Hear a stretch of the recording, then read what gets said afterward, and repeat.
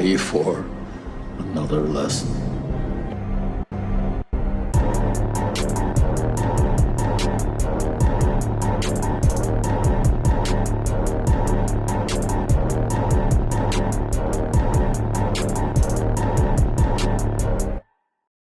What's up, everybody? Welcome back to Back Row Banter, the casual movie talk podcast with your four favorite best friends gathered around over a internet program to discuss movies casually, somewhat not casually for one of them because he's got a master's degree.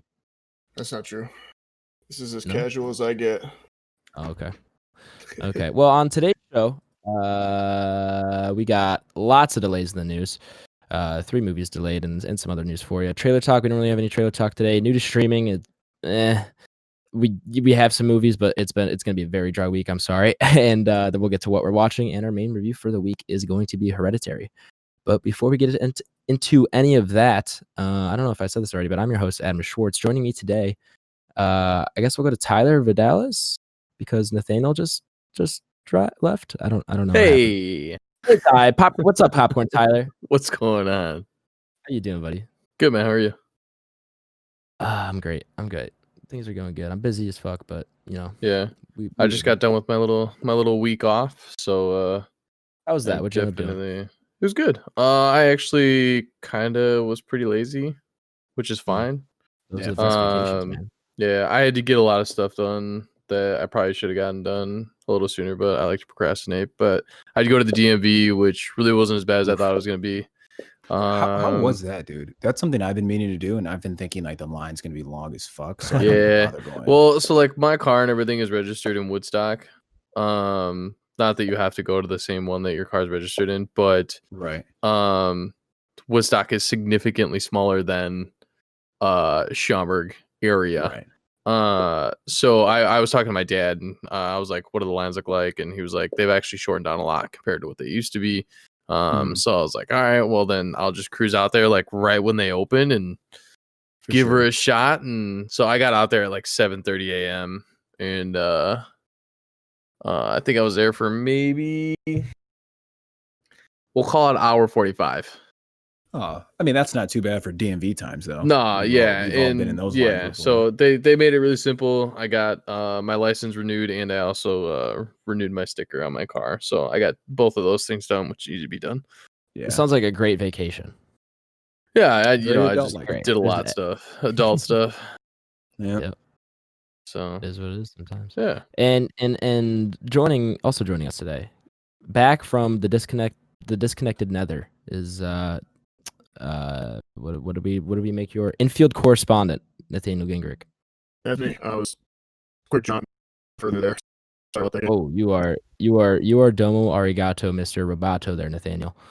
Yeah, it says I am the field correspondent. I'm out in the field now, and Nathaniel, Nathaniel, Yeah. join back, man. If you can, try to disconnect and rejoining, dude. It is not doing too hot. Yeah, for sure.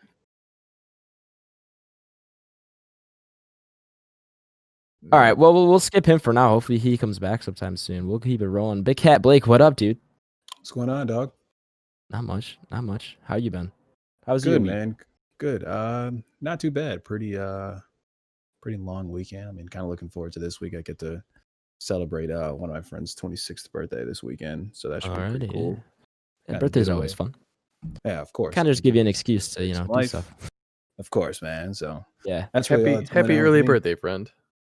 Yeah, Cody. Happy early birthday, by the way, man. Of course, dude. good. But yeah, that's really it with me, man. Do you have a Big Cat Blake break for us today? Sheesh. What have I learned from YouTube this week? One thing. Okay, so it's about, obviously I don't know if I told you guys before, but cheetahs cannot roar, right? You might have like mentioned cheetahs that and before. pumas can't. As well as another large selection of cats as well. But for the most part, those are two cats that most people would think can roar because of their size, but they cannot. So I've been seeing clips of them purring, cheetahs and pumas purring. Pumas are also known as mountain lions, cougars, swamp screamers, a ton of things. and them videos of them purring it's so crazy to watch, dude. It's like watching a house cat. It's almost creepy. Yeah. Because Yeah. they're massive. They're like 100 and something pounds and they're like purring like a house cat. And the purr is so strong, you can see it like vibrating their neck and their fur. Ooh. Like because you can that's just how big of an animal they are. Yeah, yeah. you know No, what they're I mean? huge. Huge. But yeah, dude, it's weird. It's really interesting to see. It's super cute, but it's like that does not look right. No. It just should not be. No, dude, not at all. It looks like they should definitely be roaring, but for whatever reason, they cannot. That's on them, man. It's not my mind. That's not my problem. I don't know. So yeah, that's about it for me. Yeah, and well, Nathaniel's still I would not love available. yeah, I'd love to throw it over to Nathaniel, but he is still having some. No, I'm problems, it here. looks like. I'm here. Oh. I just can't do video. I was gonna So- say Alright, he that's might fine. just be Yeah, not doing fair enough, video. man. That's cool. Yeah, I'm chilling with that. so, What up, Nathaniel? How's it going, gang? Sorry about that. Like we were saying earlier, I am the infield correspondent this week, and by that I mean I am on vacation, and unlike Tyler, I actually left. But I am also Called out. on hotel internet, so that's That'll do it. that's on me. So maybe I shouldn't Hey, have left. We will make it work, sir. But yeah, it's good to be back. Good to see everyone. Miss you guys. I'm sure It's see good you to all sort of soon. see you too. Yeah. I saw you for a little bit right before we started recording. Everything was Yeah. fine. You sounded great. I kind of yeah, I wish don't his know. picture on here would be the same one that they give Jirac and Craig, but it's not. No, Yeah. Jirac and Craig, they got their own profiles going, dude. What do you think those are? You think that's a bear? I think those are supposed to be bears. Yeah, I would say like a bear, like a stuffed animal. Listeners, it's a bear like emoji kind of looking thing with a Yeah, it's microphone gotta be. nearby. For our dear friends Craig and Giark. Jirac. Jirac, I'm sorry. All right, you guys ready to get in this show? We good? Let's do it. man. Yeah. Oh, actually, no, we'll get to that later, Nathaniel. I was gonna say, do you want to do that? You want to do what I'm thinking now, or are you later? Oh yeah, let's do it now. That's fine. Okay, sure. Nathaniel, you have a new podcast. I do have a new thing. So Tell the listeners who like listening to things. yeah, Spill the so beans, man. if anyone is interested, it is called the Sandpiper Tapes. It's available on Apple Podcasts / Spotify as well. It's basically a more of a horror story style podcast, similar, I'd say, to something like Twilight Zone or Lore. Definitely a little bit R-rated for sure, so maybe a little bit more violent or wild than Twilight Zone is, but it is something that's been pretty exciting for me. Definitely a little bit different vibe than this podcast, as it is more fiction. But if you're looking for something to get you in the mood for something spooky for Halloween or something like that, it could definitely be the thing for you. So go check it out, give it a listen, give it a like, tell your friends. Enjoy. Yeah, Yeah, cool. man. Please do. I took a listen to it. I'm sorry, Adam. Go ahead. Oh, go ahead. Yeah, man. I'd say please do go listen to it. I listened to it leaving my buddy's house on Sunday or Saturday, I should say, Saturday evening. And it was a pretty late drive. It was maybe about 8:30 or 9. So obviously it was dark outside. And I kind of listened to it to kind of get a vibe for it. Yeah. And it's super interesting, man. I mean, obviously, I'm a sucker for things like that, though. So I would certainly recommend it to any of the viewers here if you're into horror. Looks like it's going to be a series of possibly short tapes, maybe short stories. Kind of. I'm trying to figure out what's going on there. Yeah, that's definitely the vibe. Yeah, but the first one, I mean, the first one will get you hooked. I'll tell you that. Yeah, it was. Yeah, I listened to it today while at the gym, which is not the greatest setting for it, but it was still really good. I had my noise canceling headphones on, of course, and wasn't too bothered. But I was loving it. It was great. I definitely recommend everybody go listen to it, please. And I'm excited for more, dude. Appreciate it. I hate it, and I don't think it's fair that your undivided attention isn't here. And I find it incredibly disrespectful to myself and the boys. Yeah. Well, sorry, man. Go take a listen. It's great. Yeah, it is. All right, let's get into the show here. Adam Birkenbach, who does the production on that, yes, outdid himself on the sound design. Yeah, that's something I was gonna say. Is you guys got some really good sound design for? I'm assuming you guys didn't really go out there and record. Obviously, I think it was just you recording yours, and then he was able to get some ambiance in there for some of the scenes that you were doing and some sound effects. So yeah, he's killing it. Yeah, I wouldn't. Won't divulge podcast secrets, but Adam is very very talented and does a great job with that as well. So a lot of credit. I got a text from my dad earlier this week. He's like, "Hey, the producer on Sandpiper Tapes. I'm assuming that's you, right?" I'm like, "No, no, I haven't touched that show." He's like, "No," he's like, "Oh, really?" And I was like, "Yeah, no, that's." And then I listened because I hadn't listened to it yet. He listened to it before me actually. And I when I was listening today, I texted him like, "Yeah, I know who that Adam is. Yeah, it's a different one." So yeah, my dad loved it too, by the way. Oh, good. Well, thank you, Papa really Schwartz. liked it. Yeah. All right, now can we get in the news? Yes, sir. All right, cool.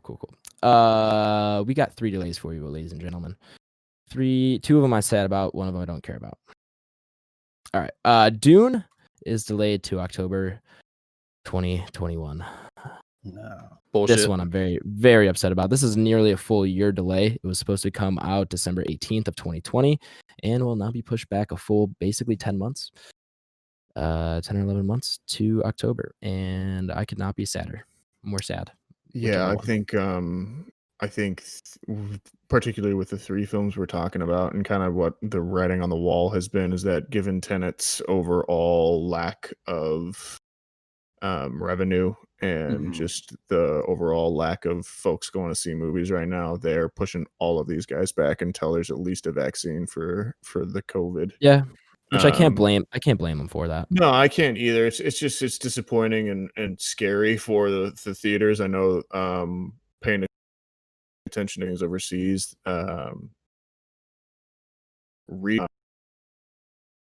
Group, I want to say, which is part Regal, and then in the UK it's Cineworld. They're shutting down for 13 months altogether. So that includes the second largest chain in the United States behind AMC.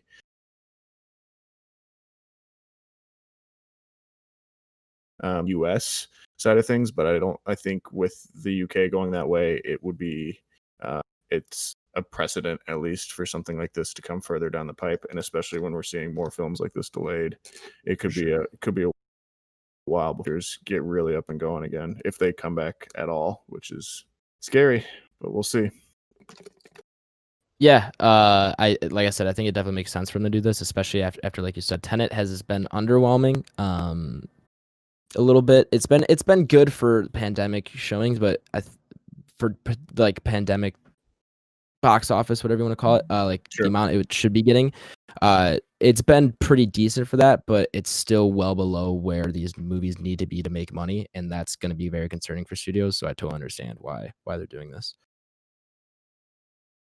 Then the other big movie that I'm sad about that got delayed is the new James Bond film, No Time to Die, is going to be delayed until April 2021. So this is now coming out nearly a full year after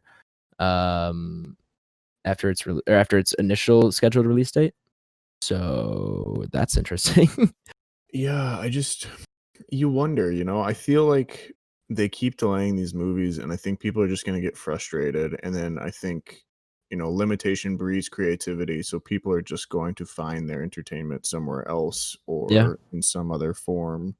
I think content creators, guys out there, creatives, folks that would normally be making short films or something like that are going to move into something else, specifically if we're not able to release any of this stuff. So it's an interesting time for this. I can't say that I feel like some of these are the right decisions. I feel like some of these guys should maybe just bite the bullet and release it. Yeah, James Bond, the fact that it's been out of production, ready to release for a full year before it's going to finally release, I just don't see, and then you think about like these films, because if they keep pushing everything from this year back to that next year, then next year it's either gonna be A, too crowded, or B, you're just gonna be delayed again. So you're gonna see films that are starting to get dropped. Maybe some of these smaller releases, these indie films that we all love so much, are gonna not be able to go on the schedule because you've got Fast 9 followed by Fast 10 the next week, and then James Bond followed by the next James Bond. And next thing you know, there's no more rooms, there's no more screens for these kind of stuff. And I don't think they're going to get the same box office that they have currently. So as much as I love the cinema experience and the movie theater experience, I don't know if this is the move for these these movie companies, and I'm wondering if it's going to come and bite them in the ass in the long run. Like they might be saving themselves here now, but at the end of the day, like this could be a not good thing for the film industry. Yeah, I think that's not a surprise to me. I feel like it's been unease with the film industry and entertainment since this pandemic started. So I'm not too surprised that any of this is going on. The fact that we are seeing it come to fruition is what's kind of scaring me a little bit. Well, yeah, I mean, when you have the single hub of kind of media in the world, or Hollywood's literally here, and we're the country that's still shitting the bed with this thing. I mean, what are you gonna do? Yeah, exactly. And then the last one, which I really don't care about because I haven't seen any of them, but maybe one of you guys cares, is F9 is delayed to May 2021. I was gonna say Tyler may not talk to you anymore. Yeah, I mean, like, I don't get me wrong, like the Fast stuff is absolutely fantastic, and that the original Fast and Furious is one of the reasons I love cars so much. But yeah, I think probably after like 5, things just are like, why are there more of these? So we'll see. I got the opposite.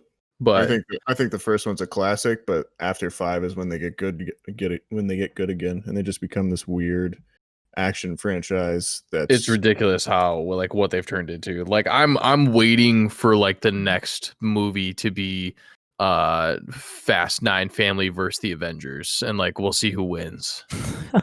I don't think they'll ever get the Avengers, but I could see them get like maybe like the John Wick universe like crosses over or something like that, though. Like that I can see because that's just an insane universe anyways, where criminals aren't criminals, they all work for the government, and like they're the only people in actual cities and stuff, and it seems to be the exact same thing in the Fast world. So why not?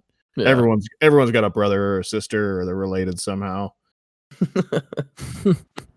I love the Fast movies, they're great. I think I'm a fan, but like one thing I will never watch is Hobbs and Shaw, and this is gonna make like Justin is probably like just fucking yurting his laptop or something across the room right now because I refuse to watch this movie. Why? It's usually the worst one. The biggest reason why is because that right there, what Nathaniel just said, it's the worst one. It's not part of those, and it shouldn't be. This should just be The Rock and Jason Statham go do some fucking action movie. It shouldn't be presented by Fast and Furious. Like there's no business in doing a spin-off of Fast and Furious. It's fucking stupid. I hate it. I refuse to watch it. I'll never watch it. You can't make me. What if I say that we're reviewing it next week on the pod? I won't watch it. That'll be like the first episode that you guys can do that on me. Well, Justin Vidalis will be joining us next week for our review of Hobbs and Shaw. That was funny as hell. Okay. Yeah, I'll have to give those Fast movies a watch sometime. I'm sure I will. I just haven't. Have you seen any of them? No, not really. God, you're disrespectful sometimes. I'm sorry. I was gonna say, I don't think he was born when the first one came out, so. When did the first one come out? 2001. 2000, yeah. I was born in 2000. Chill. I thought it might have been 99. Ejectocito, cuz. I thought it was 2001. I could be wrong. I mean, it only takes a Google search. I think it is a naughties, but I can't remember. 2001. Fast and Furious is indeed 2001. Correct. Yep, there you go. What does he say? He owes him a 10-second car? 10-second car. Yeah, 10-second car, baby. All right, well, moving on to our next news story here. We got Sacha Baron Cohen's secret Borat sequel lands at Amazon. So Sacha Baron Cohen. Yeah, baby, he's back. Sacha Baron Cohen has been filming this, I guess, secretly in the past few months. There have been some leaks and pictures and rumors about the sequel that I saw maybe 3 weeks ago or so. So it wasn't completely under wraps, but yeah, it was kind of a surprise announcement when it was confirmed, and it's going to be coming to Amazon Prime sometime late October. The expected launch is hopefully going to be coming before the presidential election, is what they said, which is November 3rd. So, weird. I'm shocked this movie exists. Really? Why are you shocked? I just don't know how they got away with it a second time. Especially now. Yeah, like Yeah, I can't I wait to mean, see what this ends up Ace, you being. were probably a little young, but like Oh, Borat I've seen was it like though. It was was a- 2006. Was the but it original. was a full-on cultural phenomenon for like Oh, a I remember. solid 6 months, and then The I Hangover remember. was 4 years afterwards. Now, Like we yeah. convinced ourselves that Sacha Baron Cohen was the great comedic mind that we needed, and we were going to give him money to do anything else he needed to after that. Didn't he have another one, The Dictator? He had that one. He had Bruno. He had Bruno, several. yeah, I remember, yeah. Oh, he did do Bruno. Yeah. And then they I started totally finally forgot giving about him that. like with bigger people, and then he did Talladega Nights. Oh yeah, Was and he? he's Oh, he's yeah. in Talladega Nights as well and stuff. But like, it's I just haven't seen that movie in a minute. I'm shocked that Borat's still around and that people didn't.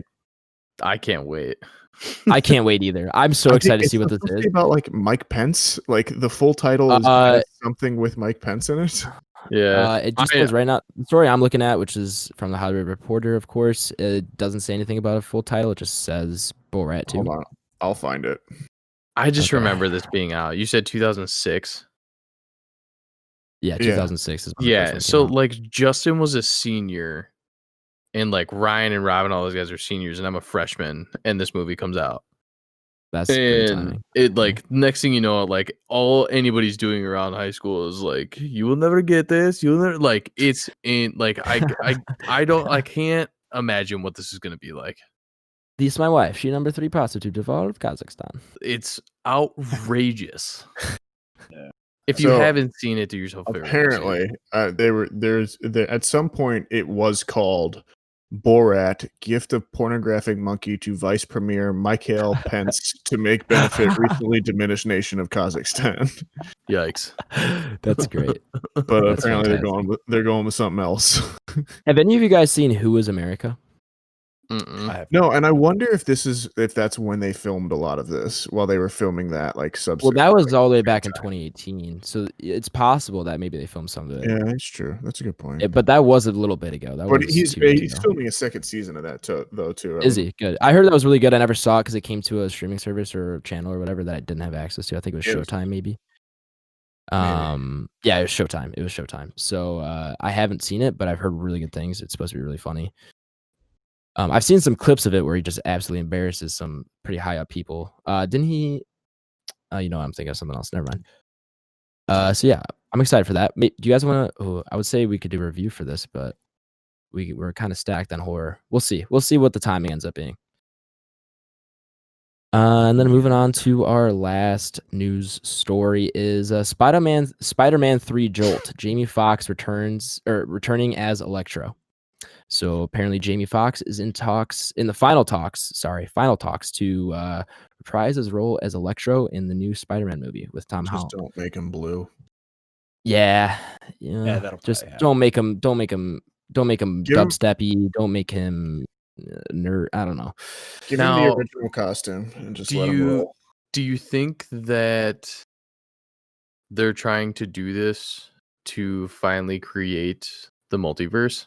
You can't see me, but I'm nodding 100%. Yes, I think Sony. Like if they're gonna This go must like be what the if they're gonna go okay, a different you know what, you go direction, right? They would pick somebody else. I'm sorry.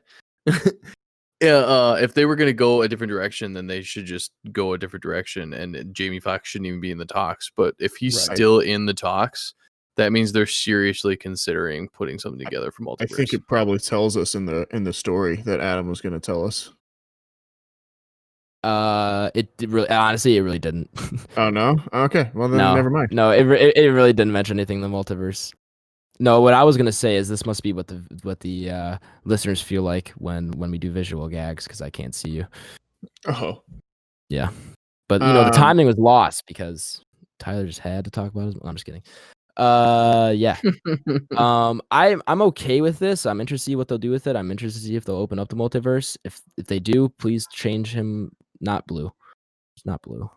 No, I think you're 100% correct, Ty. I think it's I think because after this one, Sony gets Spider-Man back, and so they're gonna bring again? that was the No, wasn't that they just made the deal last year again? Yeah, for one. the re-up. Yeah, Was it but really they're- only one more? Yeah, it's they're finishing off the trilogy, and then I think he might get to appear and make maybe one more Avengers thing or something like that. But I think Sony's setting this up so that Fox is going to be that, and then they're going to try and just do all Spider-Man stuff like they've been threatening to do for years, which is unfortunate because Sony has a horrific reputation of actually making good things besides Spider-Verse and the original. Yeah, agreed. Yeah, because like I mean, there was talks of Morpheus coming out, and the trailer for that had potentially tons of other stuff. Like they were like there was breakdown videos of like the Spider-Man poster that you see behind Morpheus after he comes out of the prison.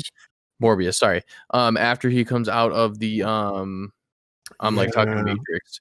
After he's coming out of the prison, people are like, "What the fuck is this guy talking about?" Yeah, it's the Sam Raimi. It's the Sam Raimi Spider-Man suit that they have on there too. Yeah, but let me, and as an illustration of how dumb Sony is about this, that Spider-Man image that you get of the Raimi suit is from the Spider-Man PS4 game, not even from the original Spider-Man Sam Raimi. Yeah, the costumes are slightly different. And it's the first image that comes up when you Google search Spider-Man PS4 Sam Raimi suit. Like they are so incompetent with just such easy shit. And Morbius, like, why are we still giving Jared Leto leading roles in 2020?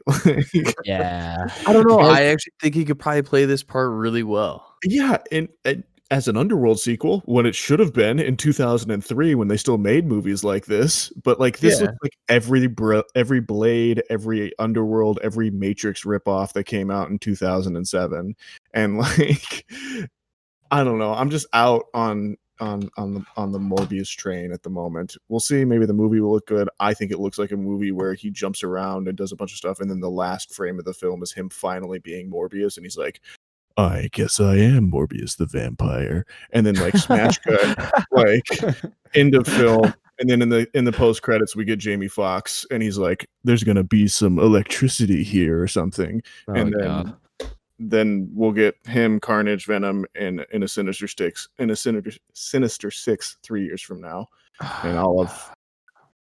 And it all, or somehow this is gonna like get back to Sony, and someone at Sony is just gonna be like, "Fuck!" Years of work scrap. Sony, I wish Sony would thanks to some dickhead with the podcast clears the whiteboard off for the next 4 years. I just wish Sony would be smarter with their Spider-Man property and just realize that Disney's got these Marvel characters on lock and just get what you can out of it, and then just be okay with that, because they this, I would say Spider-Verse is like the best Spider-Man movie that they've had on their own. They did Into the Spider-Verse, yeah, 100%. Yes. Yeah, I'd agree with you. And that was an animated one, and I'm totally okay with like a sequel and stuff like that. But like the Amazing Spider-Mans were, I don't mind them. I honestly like Andrew Garfield more than I like Tobey Maguire. It's hard for me. They're okay. I really like Tobey. I don't know. Tobey Maguire Spider-Man is like my childhood. That is literally my childhood. Well, yeah, man. I mean, dude, you're talking to like somebody that like is the biggest nostalgia person on the face of the planet. Like I live for the first part of every trilogy ever. And it's like, I don't know. It was so magical for what it was. And then I think Andrew Garfield just did it better. I don't know why. I think I'm still stuck in the fact that this is supposed to be like a high school kid, and Tobey Maguire's like 46. Yeah, but that's everyone in that movie. Everyone in that movie's 35. Yeah, I agree. Yeah. And that was also just that high schoolers that was just high schoolers at that time. Like every movie set in quote unquote high school was just 30-year-old guys throwing on makeup. Yeah. So yeah, I don't know. I'll stick to my guns on that though. I think Andrew Garfield's a better Spider-Man. Can we at least agree Tom Holland is the best on-screen Spider-Man? Yeah, that's cool. Yeah, I think that's a no-brainer. Yeah, he's really Nathaniel? Good. Yeah, no, I'm glad we're in agreement on that, because Garfield is a hard no, and Tobey Maguire I would only argue for this nostalgia purposes. But I think Tom Holland is hands down the best and has really killed it. Agreed. All right. Well, that's all we have for the news today. And like I said before, no trailer talk. We only have 3 new things on the new streaming. Netflix, The Haunting of Bly Manor, the first season's coming out. Blake, you ready? Yes, sir. Excited? I'm ready, man. I haven't watched a TV show in a very long time, and I will probably watch this when the day comes out. Oh, there we go. I'm excited. Yeah, this is, I think it said Friday. Yep, the 9th. That sound right? Okay, cool. Yeah. And then, yeah, Amazon Prime's got nothing. Hulu has Terminator Dark Fate. Which I like. Max. You liked it? Is that the newest one? Yeah, it is. I think Yeah, it's I actually. I think it's pretty good. I'm gonna have to watch this. It's okay. Hot take. I don't mind. Not really a hot take, but I've only seen the first Terminator. Wait, You need to watch Terminator 2, and then you can stop. I really do. I know. Is Terminator 2 the best sequel of all time? Like it's up there, right? Debatable, Man, for yeah, sure. that. I haven't seen it, and just what Ooh. I've heard from everybody, it might probably. I mean, I've heard everybody say Terminator 2 is way maybe you better. can argue That's like one Empire. movie that honestly does not get old. Actually, I can watch Terminator 2 at any time, and that shit came out in probably like 1993 or some shit like that. I've heard I it's would- aged pretty well, right? Oh yeah, dude, it's incredible. Dude, yeah, that movie's phenomenal, dude. Yeah, I mean all the James Cameron movies age really well because he typically does a lot of, well, he used to anyways. He is really good about knowing exactly how much money needs to go into his effects for them to age well. Gotcha. Like, I honestly think it ages well because he's from the future, but that's just me. I mean, yeah, that could be it as well. Also, I will say that Too Fast, Too Furious it is right? arguably one of the best sequels ever. That is easily the worst of the Fast franchises. It's so bad. Yeah, I don't know about that one, Nathaniel. The second one's not bad. They got a few one-liners. In the second one I like. The Like second one, Tyrese is, like, I mean, as a because movie. That's my favorite Fast and the Furious line of all time. Which one? Ejectocito, cuz. Where he's driving. Yo, let's go. That's so funny. I say that like random times in Xbox Live parties. Man, I like. It's a good thing my video's not on because you could see me. My eyes are rolling back into my head right now. That's so funny. No, I mean it's like it's campy and fun, but as a story, sure. it is not a good movie. It's incredible. And to Disney Plus, we have The Chronicles of Narnia: The Voyage of the Dawn Treader. I have no plans on watching that, but that's the only thing I saw on Disney Plus. So You know what? I've actually seen that. If you like Chronicles of Narnia, I think it's actually one of the better. I think ones. I've seen it too. I think I've seen all. I think I saw all the. Is Chronicles it better of Narnia than when I was a Prince kid. Caspian? Yes, yeah. Prince Caspian is not particularly good, if I remember All right, correctly. well, I didn't care for it, but I love the first one. Yeah. So I guess that means I gotta watch this one. I So I did like not it. watch this one based on the second one. Dawn Treader was always my favorite one too because they go on a pirate ship, and I'm like, this is awesome. I wish Narnia did this more often. And it's kind of like Pirate the Odyssey. Like there's a lot of crossover there and stuff, but it's pretty fun. Yeah. For sure. All right, that's all we have for new to streaming. You guys ready to get into what we're watching? I don't know why I asked that. I don't know. I just want in case like you guys have anything else you want to say. I just want to make sure we're good. I don't want to. No, let's talk about Step on what anyone's we've toes. been watching. Well, Nathaniel, what we've have you been watched. watching, sir? I have actually watched more than I anticipated to. Like I said, I've been out of town for the last week, so it's been a bit of a journey. But I saw Bill and Ted 3. Which How's that? Oh, nice. Man, it just is such a joy. Like that movie, it was just so much fun for me. It's just a cheeseburger, but it makes you so happy, and it's just such a movie that we need right now, man. Good times. everyone's getting along. Bill and That's Ted, I good, dude. think, as examples of just people and just always being positive and just finding the good things in life. Big fan of those guys. But yeah, that was really great. I did a rewatch of The Lighthouse as well, and I also did a Is that rewatch. what is that? Is that the one with Robert Willem Pattinson. Dafoe and Arpats? William Dafoe. Correct. Yeah. Yes. And Okay. the same director as The Witch. Correct. And I also did a Oh, rewatch I did of not know The that. Witch. Okay. So oh, okay. I did a double I'm feature. sorry. What was that second? I second did one? a double feature of The Witch and The Lighthouse. So Oh, I was fair in enough. I was in Boston this weekend that's where I was visiting, and both of those are set in New England. So I Mhm. was just kind of like, hey, Like I love we're- that time period. yeah, exactly. And so got to watch both of those guys on there. Just great job. Well, really well made movies, both of them. I think he's really tapped into something in terms of time periods and kind of Yeah. using the language of the time period. He talks a lot about how the he gets all the dialogues are really good. yeah, he gets all of Mhm. his dialogue sourced from like period appropriate, texts. So things like Right. journals and or like tales, folklore tales and stuff. They're all Mhm. he reads all that stuff that has survived and then kind of creates his scripts from there and stuff. Mhm. Really, really good job on that stuff. I saw The Lighthouse in theaters, and I think I remember speaking to you about that. yeah, I liked it then. I liked it a lot more this time. It's definitely way more esoteric and harder to access than The Witch is.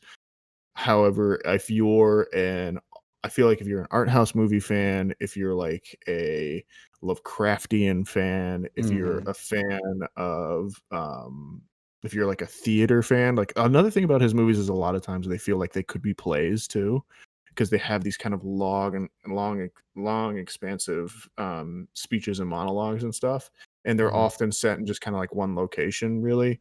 Mhm. Um, Big recommend on both of those ones though. Yeah. They're definitely something special, I think. So If anyone's interested, I was looking it up for my own interest. The Lighthouse is actually streaming on Amazon Prime right now. The Witch, Mhm. unfortunately, is not streaming anywhere very easily. It's not like on DirecTV or something, so you'd probably have to rent that. But Yeah. yeah, I might give The Lighthouse a watch sometime soon. I think it's on my watch list already, but definitely one I recommend Yeah, The watching Lighthouse with is good, man. subtitles. with subtitles. Yeah, Oh yeah. ever since If you couldn't get past The Witch without subtitles, I don't think you're getting past The Lighthouse. Yeah. ever since Nathaniel that we watch a Korean room, and you were like, I watch everything with subtitles on. I've turned on subtitles, and I absolutely love it. Yeah, you catch a lot more with You do, subtitles yeah. on than you You're do not, with you're them. not found in lobster, eh? The lobster scene's great. Yeah. But yeah, I'm trying to think if I watched anything else. I think those are my two big ones. And then obviously Hereditary last night, which I watched Bill and Ted's before Hereditary, and then I watched Hereditary, quite the change. and then I in, watched Bill and in Ted's genre. again after Hereditary as like a Oh chaser. yeah, you damn near have to. You damn near have to. Dude. But yeah, All right. yeah, that's me for this week. You guys go ahead. Ty? Keep it a little short. I told you guys to go watch Chef Table, Barbecue, or any of them. So I finished that, the barbecue one. That's always great. Dragon's Dogma is like it's a Netflix original. It is technically an anime. It's in a lot different style animation than what most people are probably thinking. It's probably a little hard for most people to consume. It's that kind of CGI Yeah. animation, right? Yeah, I don't really like that. Not a lot of particularly. people do, but I started it and then I was like, well, I'm not going to get off this train. So I finished it. It's only 10 episodes. It's not that great. You don't have to watch it. Most people can't get past the animation, but Dragon's Dogma, it's in the title. What happens, it's just a lot of bullshit and action in between. Have you seen Castlevania? Parts. That's an anime, right? It is. Mm-hmm. And I've heard that's really good though. I heard it is too.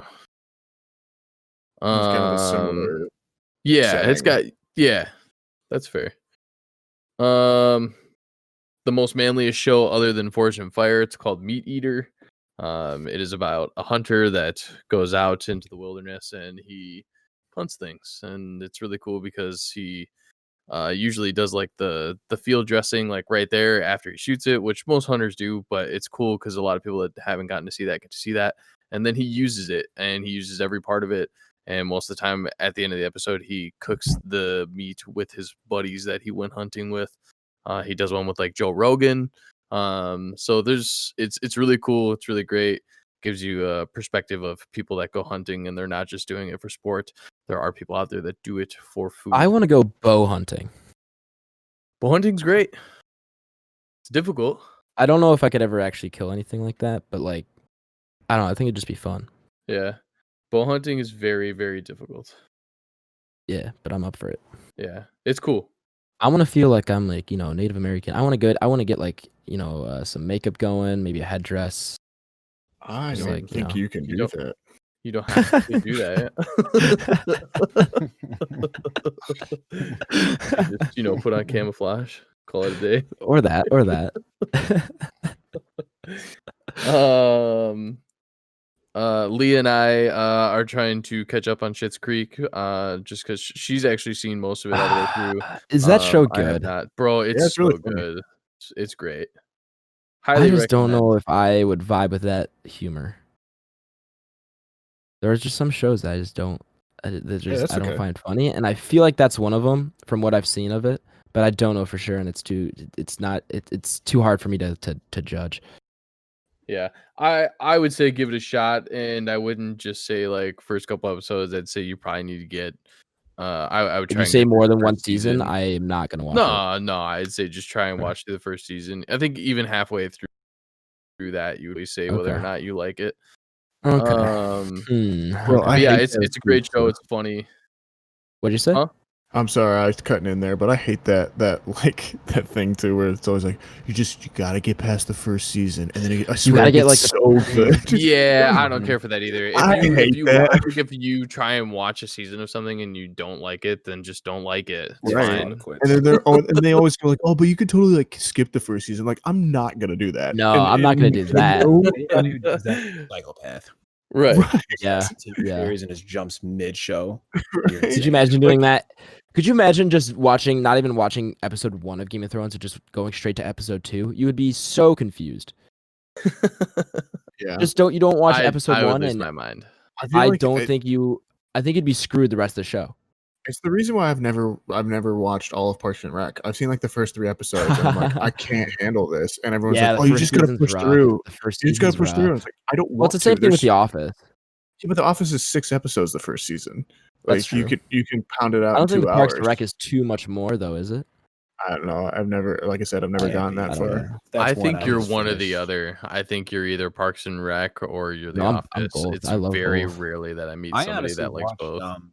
I watched Parks and Rec. I finished that before I finished The Office. So I finished Parks Oh, and Rec in okay. college, just kind of on like your BS go to sleep TV show. You know what I mean? Mhm. For sure. And then after I finished that, love and then that I show. watched The Office after that. Maybe that's how I gotta treat it. Maybe I just gotta like not sit down and watch it and just like throw on that first season when I don't care about it, and then Yeah, it'll get dude. better. That's what I Yeah. did. Oh yeah, you Pick can't it just up. sit down and like watch that show. It's more of a casual thing, Right. viewing. Let's see. That Parks and Rec has some great characters though. Ron It is pretty funny, Swanson, for sure. Ron yeah. Swanson, Tom Haverford. I forgot Chris Pratt's character's name. I also Andy. find Aziz Ansari kind of unbearable at most times too, and I just feel like he's at his most Aziz Ansari and some of that. I could agree on that. Yeah. If you don't like Aziz Ansari, it's gonna be tough because he gets into it, especially in the later there's 5 or 6 seasons. I think in the last 2 or 3, he really becomes he gives him more screen time because he started to break out a little bit more. For sure. John Ralphio, I need to give it John a shot. I Ralphio. think. Oh my god, his sister Mona Lisa. that's funny. suspicious. Don't be suspicious. All right, are you done, Ty? No, I guys, got okay. 2 more. Yeah, no, keep going. I was sitting here one of the days after my birthday, and I was building my fantastic present, and Justin came over, and he's like, "Dude, Cobra Kai," and I'm like, "I've never watched it." And this is one of those shows that I kind of felt bad about, like starting without Nathaniel. But sorry, bud. Justin did it. Blame him. But we put it on, and it's actually really good. I was very surprised at how much I enjoy it, and so it's definitely something I think I want Nathaniel to catch up on, and then we can kind of continue throughout there. But big recommend there. Cobra Kai Never Die. And then I don't know if you guys are big Dark Crystal guys. But I restarted the Dark Crystal Age of Resistance, and it's just absolutely magical. Not gonna lie, I don't know what that is. Do you know what the Dark Crystal is? Mm-mm. So the Dark Crystal is by a wonderful minded person named Jim Henson, RIP. But he is best known for like all the Muppets. Okay, I was gonna say I've heard that name before. Yep. But back, God, I don't even know when the first one came out, but it's old. It's all puppets. It's called the Dark Crystal. It's absolutely fantastic. It's just magical, especially as a little kid. And then Netflix picked up this other series. It's called The Dark Crystal: The Age of Resistance, and it's actually more of a prequel to kind of what happened in the movie. And they did such a good job on it, and it's such a great tribute to him, and they do just a phenomenal job with the animation, the writing, the voice actors are incredible, the story is absolutely phenomenal. It's something that like is really like close to my heart as a kid. So when I actually first watched this, it was very, very good, and I decided to do a rewatch. So I'm on like episode 3. Cool. That it? Yeah, that's it. That was a lot, man. Yeah, I know. Yeah. I He actually was off all week, man. He had a lot of time. I was gonna say I was off, but I Time to actually kill. didn't realize that I watched as much as I did until I started like sitting here writing things down. So I was like, oh shit. So Well, it sounds like you had a good week though. yeah, it was great. I'm in on all these except for Dragon's Dogma. Don't watch it; it's not worth it. Yeah. So popcorn, Blakey. Hey. That's actually what my mom calls me, by the way, dude. You're welcome. Popcorn Blakey? Nathaniel called me Not popcorn, Ty she earlier. called me- Not popcorn. Okay. Ty, so. But yeah, man, I had a pretty good week here, so I watched a handful of things. I got to the first 2 Underworld movies. Dope. Yeah, and the first one, I mean, that's one of like my personal favorites. You know, Yeah, man. it's very Matrix-esque, if that's a word, right? Where you can totally see, I mean, from like the leather jackets and pants 24/7, you know, just kind of that gritty film as well. But the first one's it's a really good story in general. So that's kind of a good one to kind of kick off the I'm sorry, go ahead, man. Oh, no, I just said, yeah, man. I was agreeing with you. Yeah, I think they're great. Yeah, and I think they kind of get shitty a little further on down the line. Oh, for sure. First 2 is pretty good. The third one, I think that's the one that doesn't have Kate Beckinsale. That's the who was, prequel. like, one of my childhood crushes, probably because she was in Oh yeah, like, 100%. leather spandex. 24/7. But yeah, so the third one's not the greatest. But yeah, I watched the first 2, and those are pretty good. I don't necessarily have to go into depth with those. But I mean, I think they got a pretty good story. Like I said, it's very much not a rip off of the Matrix, right? But you can tell it's the same time period. You know what I mean? That's actually I've never heard it described that way, and that's actually that's like very spot on for the style of movie that is. Yeah, it's the Matrix meets Blade.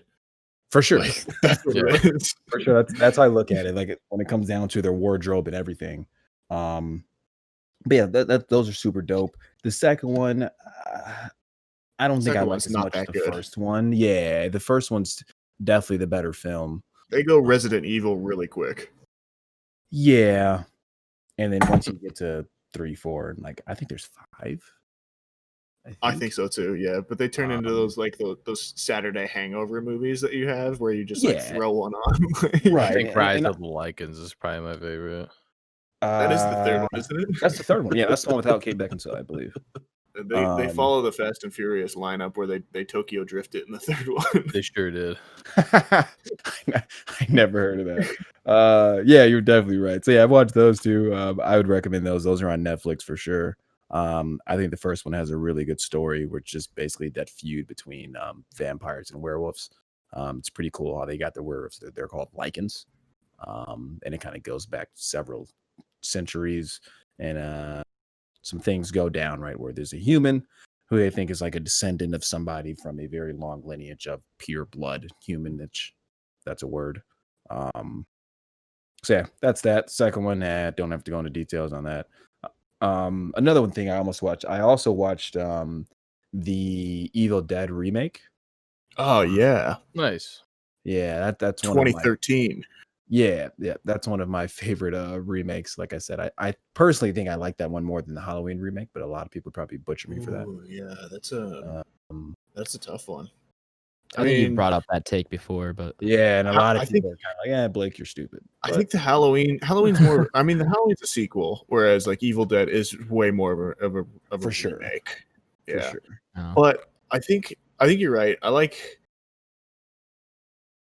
I think this Halloween reboot's the better film, but the Evil Dead reboot is definitely unique in and of itself in that it goes like the first Evil Dead's like so campy, and it goes the complete opposite way with that. It goes dead serious with it, and it's it is really fun. I like that movie a lot too. Yeah, that's aged pretty good. And I don't know if I told you guys this on the pod, or I might have told you this in person. Like, that's actually the movie. So that came out in 2013. That's the year I graduated high school. And that's actually the movie I took my prom date to ask to prom. And I can't believe she said yes. That's a bold choice. That was a bold choice, man. So yeah, that's kind of my funny story behind There's that. there's enough dismemberment in that movie to last you for a while. I'm sure in hindsight she was Torture porn enthusiast. I don't even think that's torture porn though. That's just like, well, it is, isn't it? It is just straight up torture porn, but it's also. I mean, is it though? I mean, I don't. Yeah. Okay, let's get into that then. I mean, I don't really. I don't really think so. I mean, because there's more. There's just more gore plot to it, right? Yeah, exactly. It's not. That's not there to scare you, right? That's just part of the film. It just happens to be gory. Yeah, I think, and I think the gore in Evil Dead 2 is used more effectively than the gore in the torture porn subgenre. Whereas the gore in the torture porn subgenre generally became this kind of idea of like, how far will they go? Whereas like Evil Dead plays it for the oh my god, this is happening kind of thing. A lot of times with torture porn, you end up on the side of the killer in a lot of ways too, and you never end up on that way in the Evil Dead remake. But those are just my quick and dirty thoughts, I guess, on it.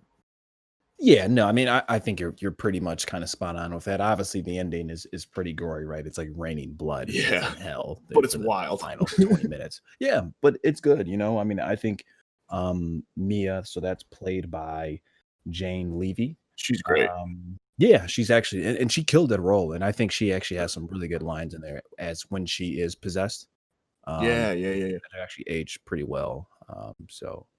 Yeah, that's kind of the few takeaways I had this week. My favorite of those, just on rewatch, was probably the first Underworld. That's something special to me. I like that a lot. I feel like that is another one in like our generation's like formative years that like. Yeah. Have you seen Underworld? Any of the Underworld movies, Adam? No, I've not. Really? I don't know if he would like it nowadays. I feel like they're just very evocative of a certain time. Exactly. Like I said, it's very Matrix-esque. Like that's your 2003 action movie type thing. You know what I mean? I don't necessarily think Adam will get a kick out of it, but I mean, if you like mythical vampire werewolf type things, you know, I mean, you might be able to get something out of it. Maybe. But I'm not huge into it, but I could be enticed. How do you feel about Hugh Jackman's Van Helsing?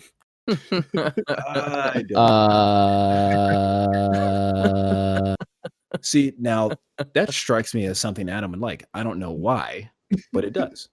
I don't see how you don't like it. I'm gonna toss in a curveball here, boys.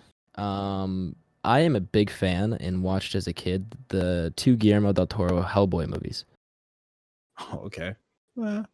All right. Yeah, I mean those are kind of similar vein. Yeah. I like those. Those are fun. I love Hellboy. I mean, he's a great director. I love Hellboy so much. Go ahead.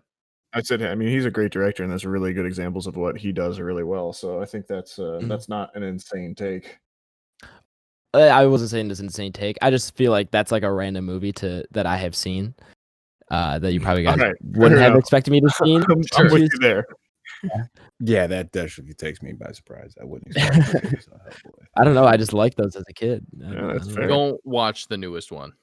Oh, I have not, and I don't plan on it. Have we talked about that on the pod? There's one good scene in the movie. Because that's with I can't think of the guy's name, but David it's Harbour. Stranger Things, right? Yep, Yeah. it's exactly his name. That movie had such high potential. You know who directs that movie? Is the Good, guy that directed The Descent. Hilarious. Oh wow, Yeah. really? And I've heard Yeah. terrible things about that. It's movie. just you Yeah, can I've heard tell it's from the awful. moment that it's on screen that it was just he had one idea from where to take it.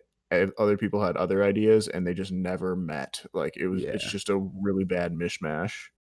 Hmm. Yikes. Sad to hear. Yeah, it's a bummer. It really is because It's I was really really bad. excited for it. But yeah, Yeah, me too. Yeah, that's never I mean even- that's what I was gonna say earlier. I love Hellboy so much that I bought this one without seeing it at all, just like on site. And I knew I already heard that it was bad, but I bought it Mhm. anyways. It's bad. Okay, so let me ask you this: have you seen The Predator? Yeah, Is it worse than that? it's close. Oh man, I know what we're Yikes. talking now. Yeah, it's not far. It's down there. Fair enough. It's descending. Blake, have you are No you done with your problem. list, or have you watched? Is there anything else you watched from the week? No, that's it, man. Just YouTube. You can pretty much watch anything on YouTube, and I have Yeah, no ads yeah. on that. Did So you see, honestly, I've been watching. What you been watching on YouTube? Someone's been posting a 24-hour, 24/7 live stream of the Grim Adventures of Billy and Mandy, and I've been watching that, Hilarious. and it's hilarious. That's Grim awesome. Adventures. That's like my Grim morning Adventures of routine Bill. Wait, is that the Cartoon Network show? yeah. Yeah. Oh, I remember watching that as a kid. That's great. Yeah. So yeah, I've been watching that. That's about it, man. Cool. I haven't. I had a hella busy week last week. So I haven't had a ton of time to watch a lot of stuff. Main thing I've been watching. I've been continuing with The Last Dance. I overshot where I was in the show last episode. I thought I was on episode 5. I was really only on episode 3. It's just they're each an hour long, and you forget how long Fair it enough. actually is. But I think I'm on episode 5 now. Still loving it. Still think it's a fantastic documentary, and still highly recommend. You can check out last week's episode if you want to hear all my thoughts on it. And then the other thing I watched just tonight for my psychology at the movies class, we watched Ordinary People. Why do I know that name? 1980. Robert Redford. No, I'm Wait, thinking so of Funny People.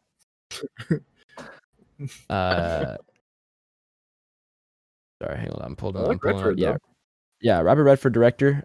Stars Donald Sutherland, who keeps popping up in movies, but I always know him. The first role I saw him in is President Snow.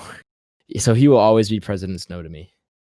Yes. Even though he's a much more storied actor than the Hunger Games. Yeah, he's really good in this movie. All 3 of the main actors. Have you guys seen this? Any of you?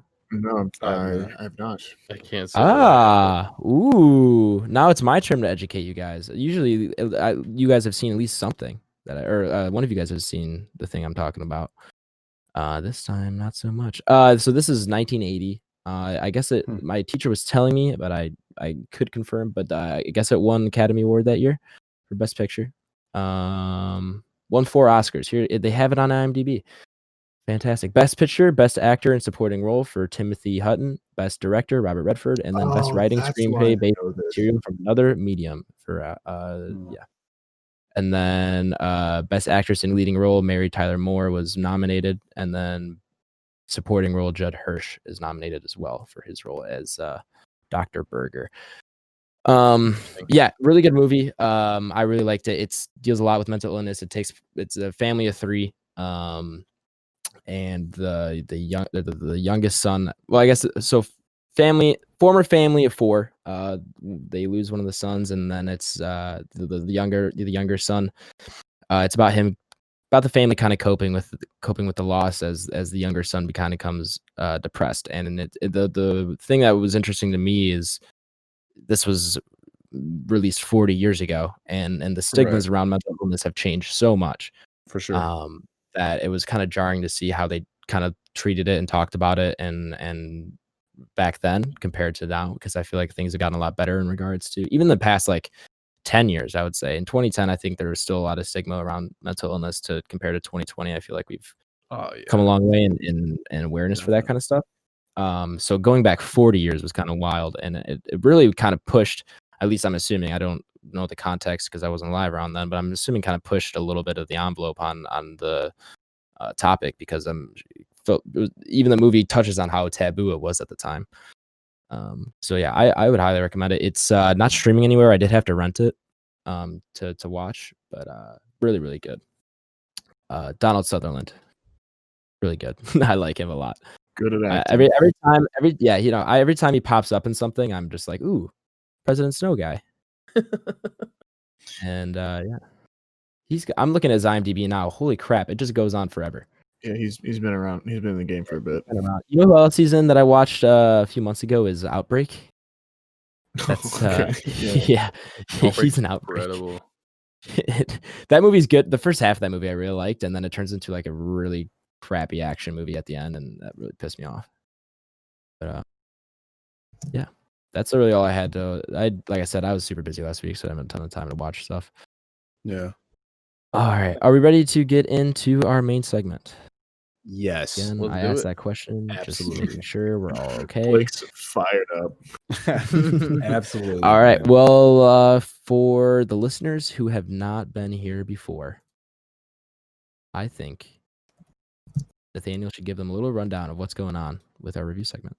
You want to do the rundown, huh? Yeah. Give me the So old if- rundown.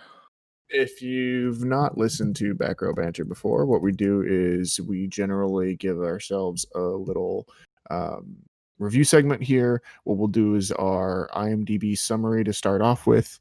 Then we'll do that gives us basically who directed the film, who starred in it.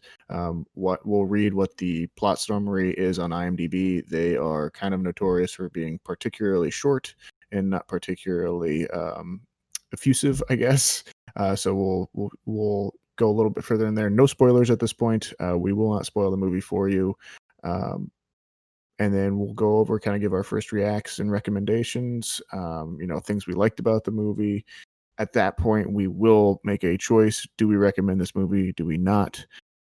From then on, it will be spoilers, so we'll make it very clear for you. We'll dive a little bit further into what we think about it, maybe some themes, maybe some ideas that are in the movie, and then we'll welcome back those viewers that wanted to step away for the spoiler portion, and see where it ranks on our Entropy list of all the movies that we've watched so far, and then we'll play ourselves on out. Yes, sir. All Let's right. do it. Let's go around then. I guess give initial thoughts. Tyler, this was your first viewing, Well, correct? hold on, we got to talk about the movie first. Yeah, I'm he's got to sorry. give his little You're right. The non-spoiler apps, plot IMDb summary. I'm sorry. summary. I'm sorry. I I'm got curious what got it is for excited. What this. can I say? I got excited. Just got finished explaining everything. Gosh, so I know. Premature. I kind of This zoned is- out for a second, and fair enough. Okay. This is it's been a Hereditary. long day. It came out in 2018. It's by Ari Aster. If you've listened to the podcast so far, you've probably heard us talk about this before, but I feel like this is the big one. This is the one that a lot of people, when you bring up horror movies over the last 2010s, it's either The Conjuring or it's this, Toni Collette is probably your main star of this movie. She's backed up by Millie Shapiro, Nat Wolff, and Gabriel Byrne. And Dowd makes an appearance. So a lot of really high quality actors that aren't necessarily Hollywood famous. They're not your red carpet marchers where they walk down the street and everyone knows who they are, but they're all very, very talented. Ari Aster's directorial debut. We've talked about his kind of short films before. He then went on to make Midsummer. But yeah, so now we can talk what our initial thoughts, recommendations are. I think the three of us have seen it. Tyler, you have not. So why don't you kind of kick us off of what we're thinking about it so far? Where you came at it at? I think it's great. I definitely think that I'll get a lot more on a second watch. But out of the stuff that I picked up, which I think is a pretty fair amount, because a lot of people that I talked to about this movie after I watched it, they didn't quite get it the first time, which almost made them kind of hate this. Right. And the fact that I like it off the bat means I kind of got a little bit was going on. So I definitely like it. I think it's definitely a good watch, especially like you said in the last 2010s. You know, this is definitely probably one of the better movies that most people that are like Adam's generation are talking about if they're talking about horror. I can't confirm. Everybody my age loves this movie. Yeah, and has seen this movie. So. Yeah, I feel like this is like their Conjuring. Like when Conjuring came out, like that was really big for us. But here's the thing: is my generation also likes The Conjuring a lot. Maybe in Hereditary more, but I think that they're too close together to say something like that. Yeah, It's yeah, more Insidious. Yeah, maybe. Yeah, sure. But yeah, I guess it. Yeah, as far as like the more influential years, Or like, where you're looking at horror, then yeah, I would even- say they're pretty close. But Sorry, even better, Paranormal Activity. I don't think when that came out, I don't think anyone in my age really saw that. But that was kind of like I remember that being like a cult movie. that's true. Yeah. I'd say that might be a more apt analogy. But yeah, either way, I'm in. It's got a little bit of everything. It's got the demons. It's got the gore. But yeah, I'm in. Cool. Blake. Love to hear it. Yeah, dude, I'm 1000% in, dude. Yeah. I mean, Yeah. I'll go on a complete tangent once we get to spoilers. Sure. Now this but is in your yeah. top 10 favorite movies ever, right? If I remember For sure. correctly. Yeah, it so is. I'm assuming, is this your favorite horror movie ever, or is it like top 3? I mean, for the sake that I had it in my top 10, I would say yeah, because the only two were this and Really? Scream Okay. in my top 2. Okay. I think Scream's a more watchable film than this. This film beats the shit out of me every time I watch it. You know what I mean? It's emotionally draining. But I would personally select it above Scream. But yeah, I mean, I'll go on a tangent. Like I said later, 10 out of 10. I completely recommend anybody who is remotely into horror or trying to get into horror, or if anyone would recommend like, hey, what is a good horror movie? This is my first recommendation every time. Cool. And Nathaniel? Yeah, I've been pondering a lot because I've been driving a lot. Like I said, sometimes you get out there on those kind of long roads and you just turn over stuff. And I was listening. And you face a deer on the road, you swerve, and you know what happens. Exactly. I felt that. Exactly. I was about to say something, and I realized we're still non-spoilers. We're not, yeah. Which I do have a question on that as well. But yeah, go ahead, Nathaniel. I want to hear what so, I think I was listening back to our last episodes, and I was kind of just turning them over a little bit, and I feel like horror in particular is so indicative of the time that it comes out in. For sure.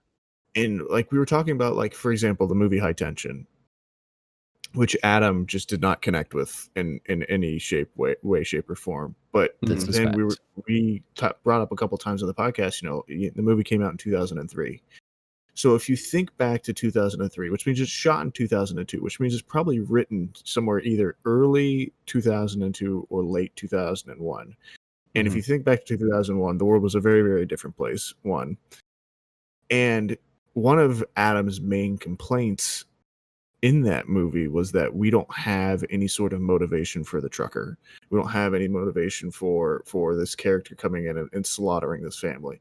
Well, I think if we read that movie as like a response or a film that comes after, what is arguably the most significant event of the 20th century so far in 9/11, where we have this kind of faceless villain that's coming in that we don't understand their motives behind anything, and they've come in and completely rearranged and destroyed our lives.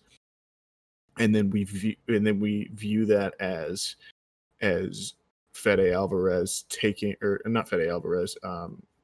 Alexander Aja taking that and applying that same feeling to the home invasion genre.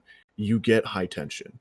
He's using the language of horror films to feed that fear, that very same fear, back to us in that sort of way. And then I think towards Insidious again, where you have where we kind of talked about it a little bit more, that is such a response to the paranormal activities or the stuff. It is our generation's Poltergeist in a lot of ways. And now we get to Hereditary in this world, which I think kind of what we've talked to a little bit already is, again, this generation's version of a film, or this generation's scary movie, this generation's favorite horror film. And so they're so tied, intrinsically tied with with the time periods that they come out Mhm. in. Yeah.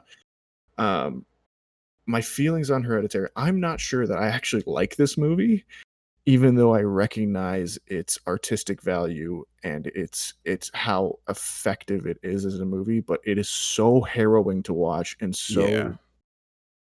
sad that at Mhm. times I'm not even sure that I enjoy the experience of watching it overall. Mhm. That being said, I find its story completely enrapturing. I find its style fresh, new in a lot of in a lot of ways that it doesn't. What Ari Aster does so particularly well in this film that I have not really seen commented on, and what I think makes it so fresh is he finds horror from the source of pain rather than the source of fear.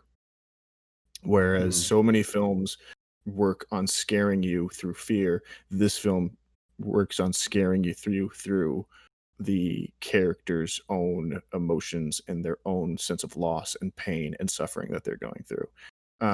It doesn't make it an enjoyable experience, but it's Right. definitely an intense emotional one. So that's kind of Professor Nathaniel's 5-minute diatribe there for everyone.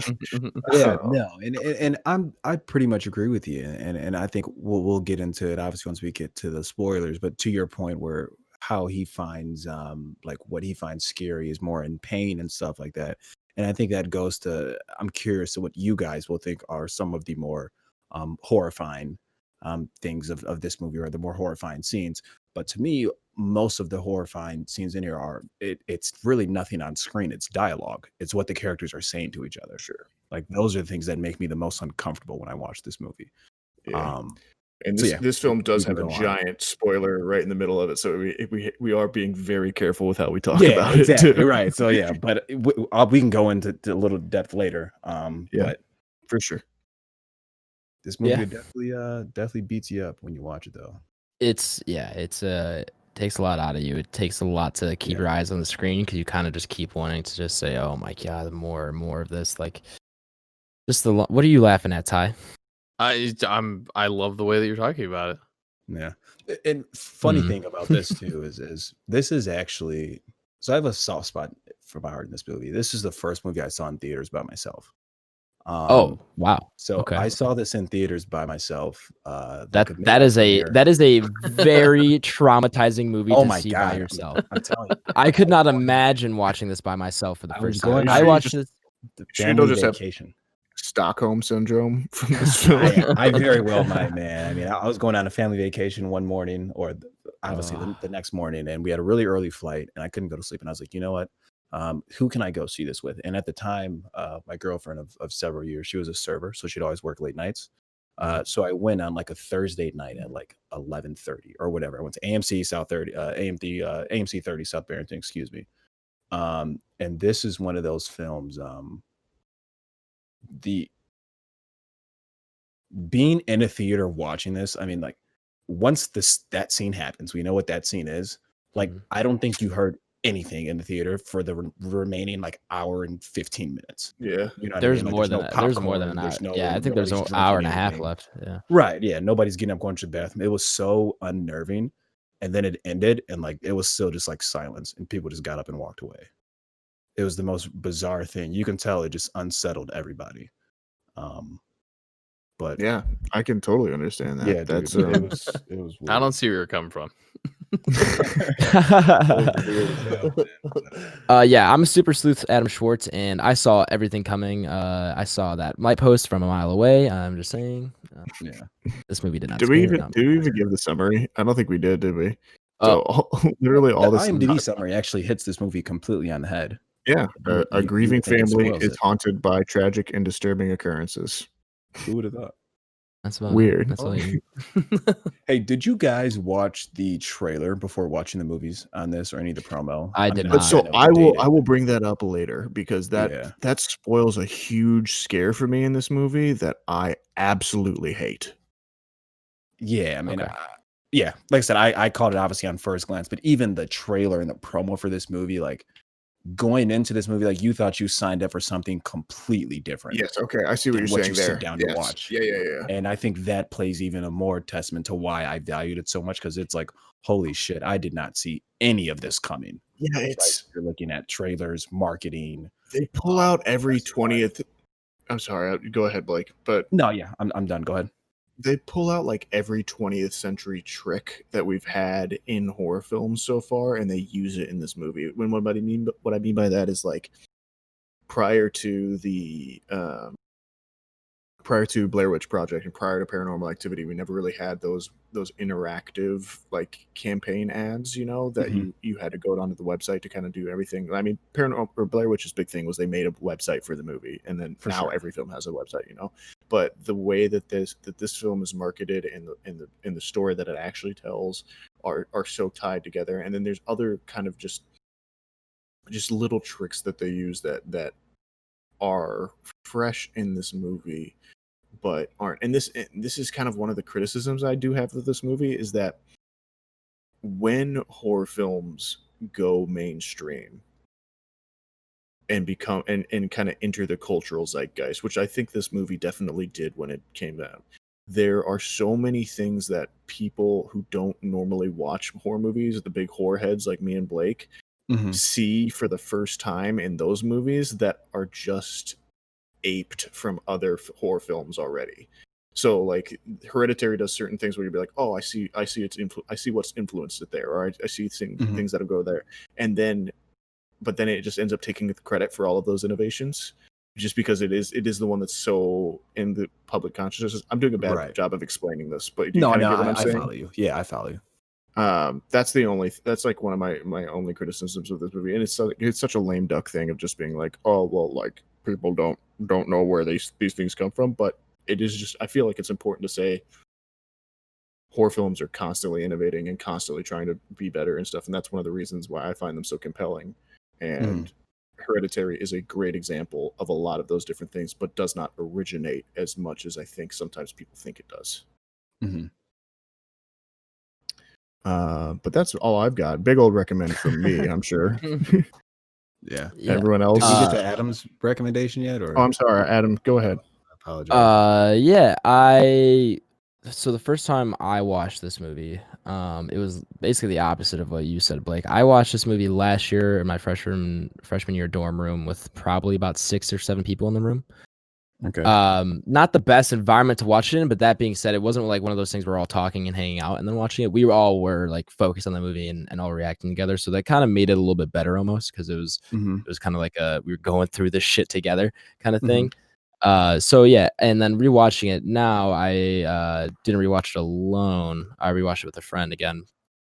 And on the rewatch, I found myself looking at the movie more objectively rather than the first time I watched it. I was just kind of scared out of my mind because, like, even a year ago, I in the past year since I watched this movie, I watched more horror and have adjusted more. But like this movie, when I watched it the first time, scared the absolute living daylights out of me. Like it was just there aren't even that many jump scares, but like just the way it's shot builds so much tension that never ends up being there.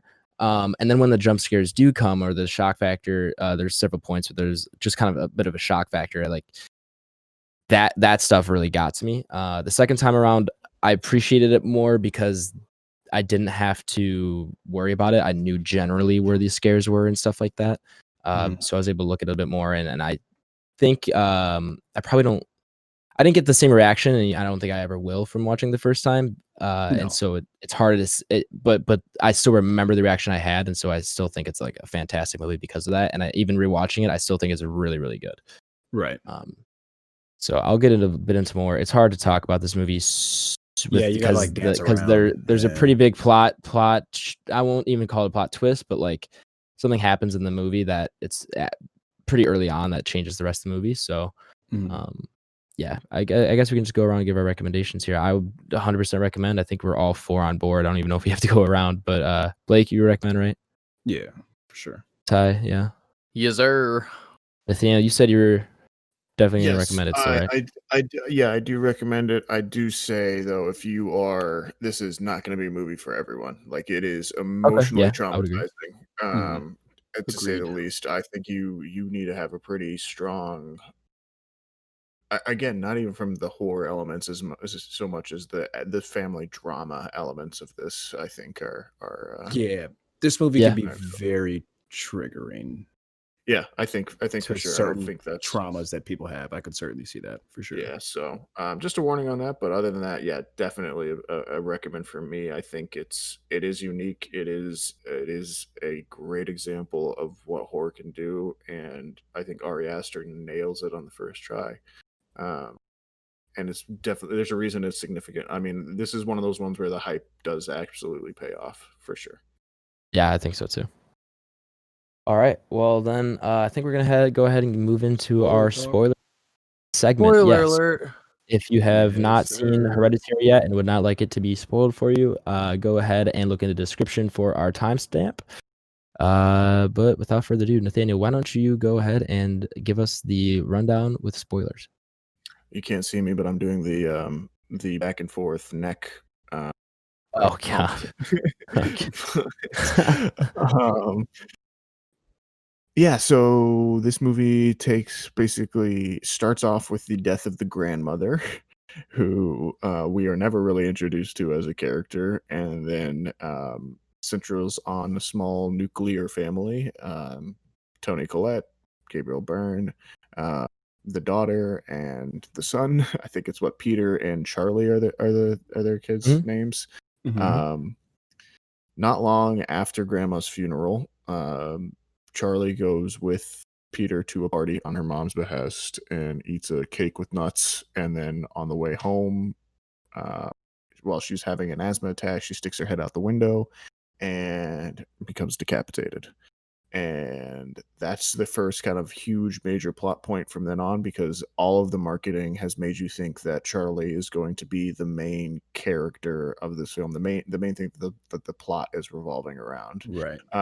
And I mean the convention, and it gets in kind of what I was talking to a little bit earlier. The convention in Hollywood is that you never kill children and you never kill your main character, and this film does both of those things within the first 20 minutes.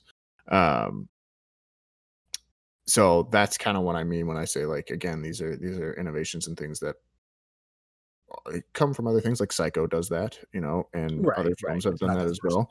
Right, but it is the first one where it hits that mainstream audience and really kind of blows up that way. But anyways, I Right. digress. So from then on, it's kind of slowly revealed that not only has the grandma been in on it the whole time, the grandma is part of a cult that has been kind of operating around the fringes of the film, and their whole goal is to reincarnate one of the 8 kings of hell in Peter, who is the son of Tony Collette and Gabriel Byrne, not Charlie.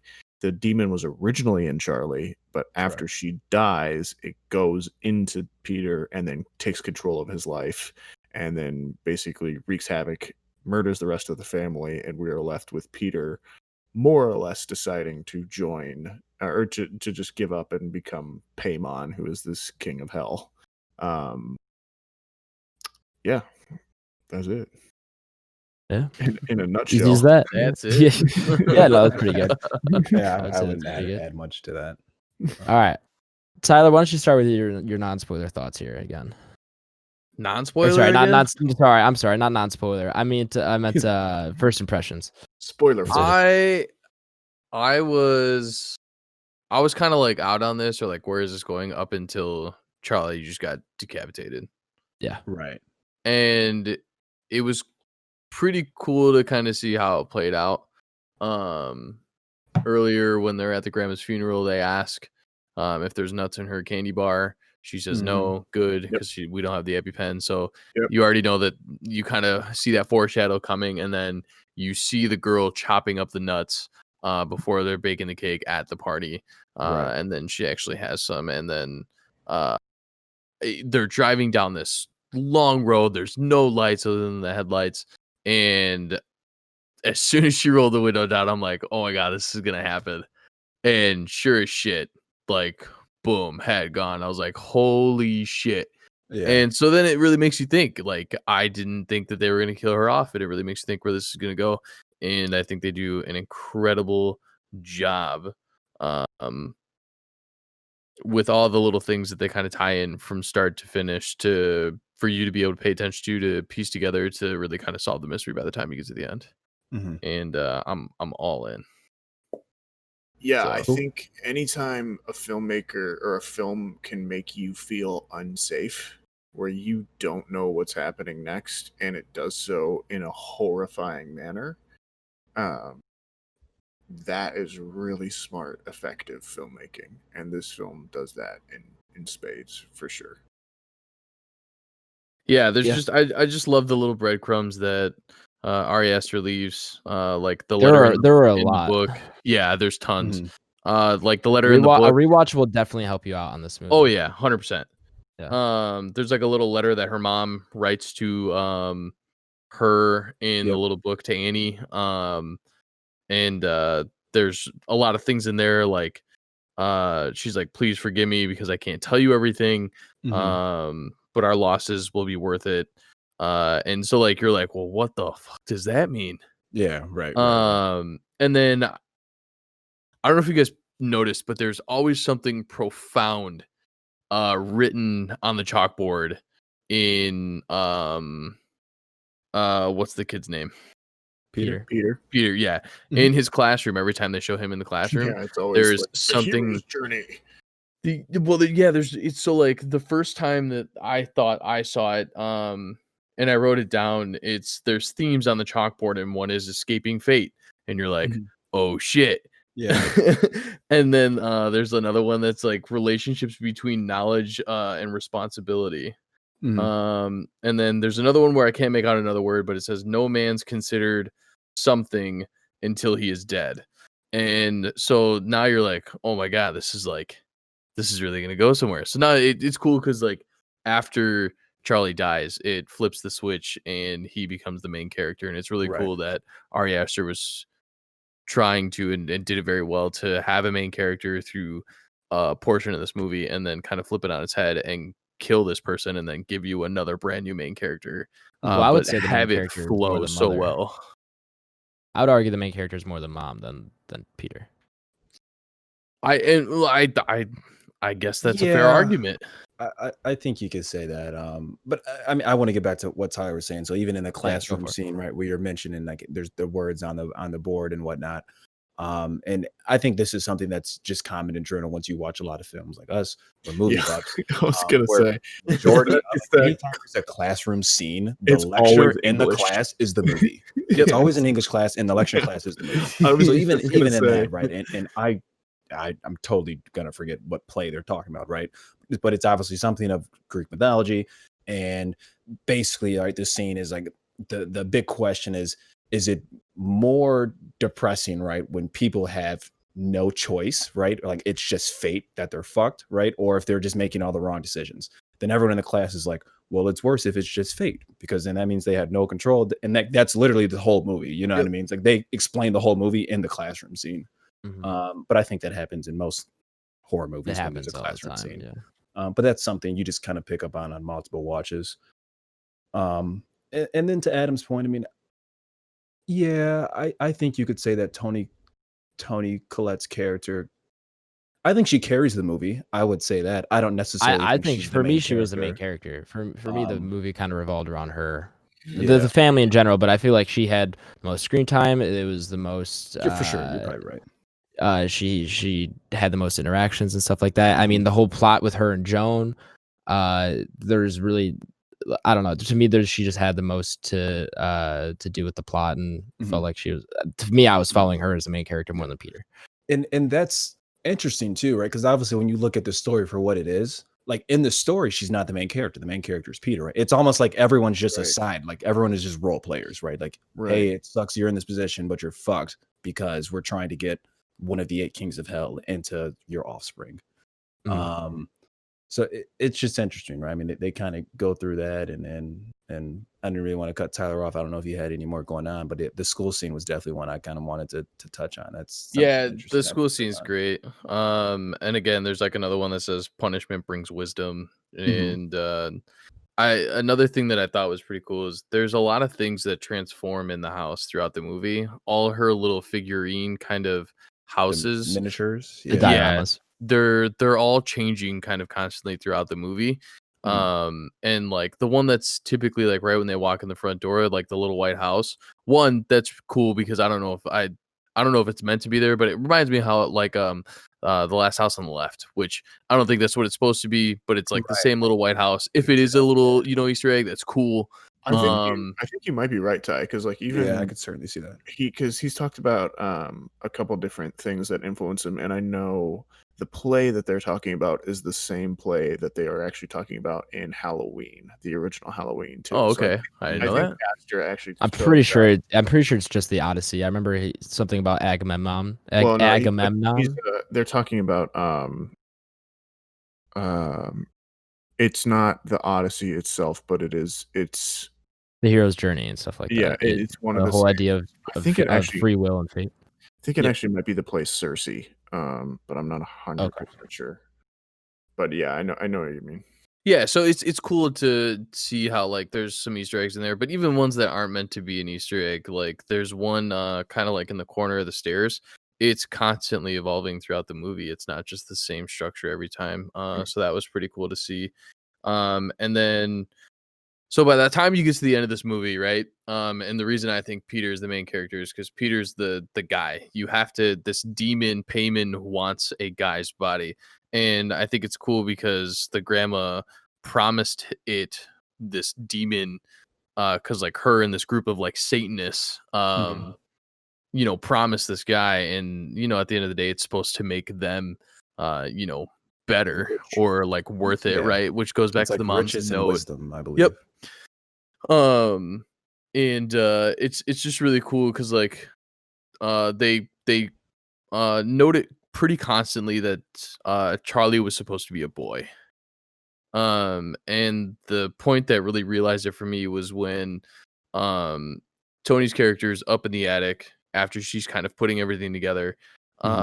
She goes back and she opens up the boxes from her mom, and there's the rugs in there. It's the same rug that That she Joan, says her mom embroidered. So the second one she pulls out, the first one is hers, it says Annie, and the second one that pulls out, it says Charles.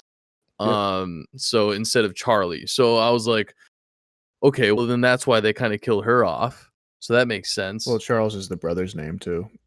Is Tony Collette's brother, the one that dies that early on, or that she says commits suicide because her mom oh yeah, okay, for sure. put, people in him or whatever. So I guess I didn't put that I together. never caught that. Yeah, you could be right. So I guess maybe that's probably why, but I caught it from my perspective. That's how I thought of it. It definitely makes sense too, because I think that's the reason that she's named Charlie is after the brother. All right, cool. So same page. And then I didn't really get the blue light, the like electromagnetic kind of like pulse that happens until way later. And then I found out that that's kind of the way that the watcher is supposed to realize how Payman is around. Right. So I thought that was pretty cool as well. So I guess those were just kind of like my little tidbits. I will give you a little story. I watched this by myself. It was nighttime, like you guys told me to do. We're all obviously, we work at Best Buy and we love technology. I have a fairly decent TV. It's probably 4 years old at this point. But it's not very conducive for all the black levels that are happening in this. So at one point, I found myself standing on my coffee table trying to catch different angles to see if I can see anything lurking in the shadows, and you can. So if you do decide to watch this, either make sure it's on a higher quality TV, or come down and see us at Tyler's Wonder World Emporium. But it definitely helps. The things that you catch in the shadows, the silhouettes of people and other things that are happening, and later in the movie, Annie is like up in the fucking corners of the walls and shit. Yeah. She's like full on possessed. Yeah, so there's definitely some cool little tidbits that you catch with a higher quality set. So that's my little story of just like being like super into this movie on my coffee table, like, oh shit. So this movie will do it to you. But yeah, I mean, you're definitely right. So I mean, in those later segments of the film, right, you can see things in the background and things of that nature. I mean, even when Peter goes downstairs, right, and he's looking for his mom, you can see the guy who was at the funeral smiling at Charlie. He's standing in the closet, like ass naked. And like that's one of the things that I don't like about this movie is the cult figures showing up in the house, because they just appear and disappear. And I don't understand, like, is that a power that they have? Are they always in the house? Are they watching these guys all the time? because like a lot of like at it's that only at the point I end, was right? like, are they spirits? Are they not because spirits? even if they are, like, they show up and disappear way more too easily to be like actual people. I think to me, I thought it was just there were so many of them that there was like, oh, one guy watching in the house, and then there was a few more in the forest, and there's a few more in the treehouse. Right. I didn't think they were. I don't think those were all the same people. I thought they were just. Oh, there's so many of them. I think That's how I looked at it. I don't know. I didn't that on the rewatch, like, because the horror elements in this movie do not scare me nearly as much. To me, the scariest scene in this movie is Toni Collette wailing and absolutely screaming, "I just want to die," after after Charlie dies. And Absolutely. she finds the corpse in the car. Like, that to me is so much scarier than the guys hiding in the background, or you know, the Gabriel Byrne lighting on fire or something like that. Absolutely. And I think that's probably just because I've seen so many horror movies at this point, you know, in some ways. But that I think affected me more emotionally. And you know, Stephen King or Stephen King and Steven Spielberg talk a lot of times about how you get one scare. You basically, in a horror film, you get one really good scare that can get people, and then after that, the audience is going to be aware of it, and they're not going to be and they're going to be looking for the scares after that, basically. And I think that scene, the whole bit of Charlie's death to Peter going home and just dead-eyed walking upstairs, not even Laying looking in back, bed, doesn't say anything, goes to sleep, and then Toni Collette finding the body the next day and screaming afterwards. Yeah, that scare gets me so much more than you know, the guys in the closet or anything like that. And that gets under your skin, man. I mean, It's unnerving. It's unnerving. Yeah, and I think, and it's so realistic, I think, too. And yeah. Absolutely, that's why it's beautiful. But and I think it's really on the strength of the actors, because I was thinking about this on the rewatch too. Yeah, 100%. I was thinking about this on the rewatch too. Like, if you're in that grieving group that Toni Collette shows up to, where she's like, my mom died last week, but only after she had a DID disorder, and then my dad killed himself when I was a kid by starvation. Only after my brother killed himself because he said my mom was trying to put people there. You're like, this person is fucking crazy. Sure. I don't believe a single word she says, but everyone in the audience, when you're watching that, totally buys it. And it's because she is so good at it, and her performance is so genuine. And Ari Aster, he elevates the emotions around the horror so that you never really think about the far-fetched nature of the plot in some points in there. And that's very effective filmmaking, when the filmmaker gets you to suspend your disbelief enough that even though people are throwing books into fireplaces, they're then lighting their partners on fire, you totally buy into what's happening there. And that's the one that I was talking about earlier as well, where that scene of the dad on fire is in the trailer. So that spoiled that for me, in that I've seen enough films that I'm like, oh, this is gonna happen. I recognize the setting and I recognize the build up here, so I know what's happening next on this guy. I had one other thought on. Do you think that I have a theory that Toni Collette in this movie has a photographic memory? Because she never, when she's working on the dioramas, you never see her work She from the wasn't. photo. Well, yeah, and she was never at that scene. Granted, Yeah. you don't know if she went to that scene after the fact, Yeah. but I think she would have to from. I would say she definitely does. But yeah, I think you almost have to with the profession that she's in. Yeah, Like, Mhm. you I think never really that's- see, like you said, you never really see a photograph that she's ever going off of. Yeah, and I think it's clear that she's an artist and that that's like her process, and she's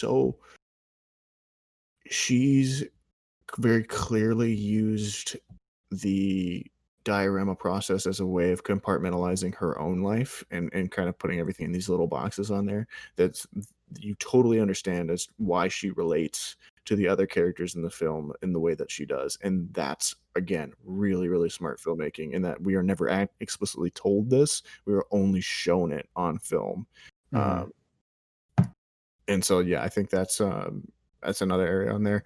And one last thing on here I'd say too, and this is again like the only problems I have with this movie are like minor things that you just get again from I think watching so many movies. So I call this one the Ann Dowd effect, which is in fact is when you recognize like a really well known character actor just by the fact that they are a character actor, and then you realize that they are going to become more of a character. So like my example of this is in the original grieving group or whatever, you see Joni sitting there, and me as a viewer, I've seen enough movies to recognize Ann Dowd, who is the actor who plays it, and be like, oh well, she's going to end up being a larger character or something like that. Gotcha. She's going to have more things to say. Mhm. But that just comes from just being around this so much. Alex Wolff, I think, is absolutely incredible in this. Toni Collette, I think, is absolutely incredible at this. Yep. Both of those guys, I really think. And again, thinking back on this guy, I just think, man, horror just gets such a short shift sometimes. I think this movie, from a writing standpoint, from an acting standpoint, from a visual directing standpoint, absolutely deserves to be up there at the end of the year, like with other Oscar level movies. And it's really a shame that it wasn't in that sort of thing. So. Yeah, it didn't get up there, Right. which is really sad to see. And obviously it's way too late to go back now and like advocate for it and stuff like that and create more buzz. But yeah, Toni Collette, this is one of the best performances I think I've ever seen. I mean, she's in the top 5 actresses, I think, just on the planet today. I think she's just that good in just about anything that she does, and she has an absurd range. But yeah, she's really really great in this. I agree. The range of emotions she goes through alone is crazy, right? 100%. I mean, like you mentioned the scene where she's kind of wailing after she goes into the car and finds Charlie decapitated. And you're saying that's the most unsettling scene for you, and that's what I said earlier. I mean, most of the most unsettling scenes to me, and maybe probably to most of the viewers here, it's not really necessarily any scares on screen, right? It's either like dialogue or things of that nature, right? So I mean, I want to bring up. Sorry, go ahead. Finish that. Yeah, no, you finish. Yeah, but I mean, like I said, and I think it's just a huge standout because even if we had this conversation last week about Insidious, it's like, hey, what's the most scary scene to you, right? It's like either the jump scare or when you're seeing the ghost on screen, right, where she pans across the room to take the trash out.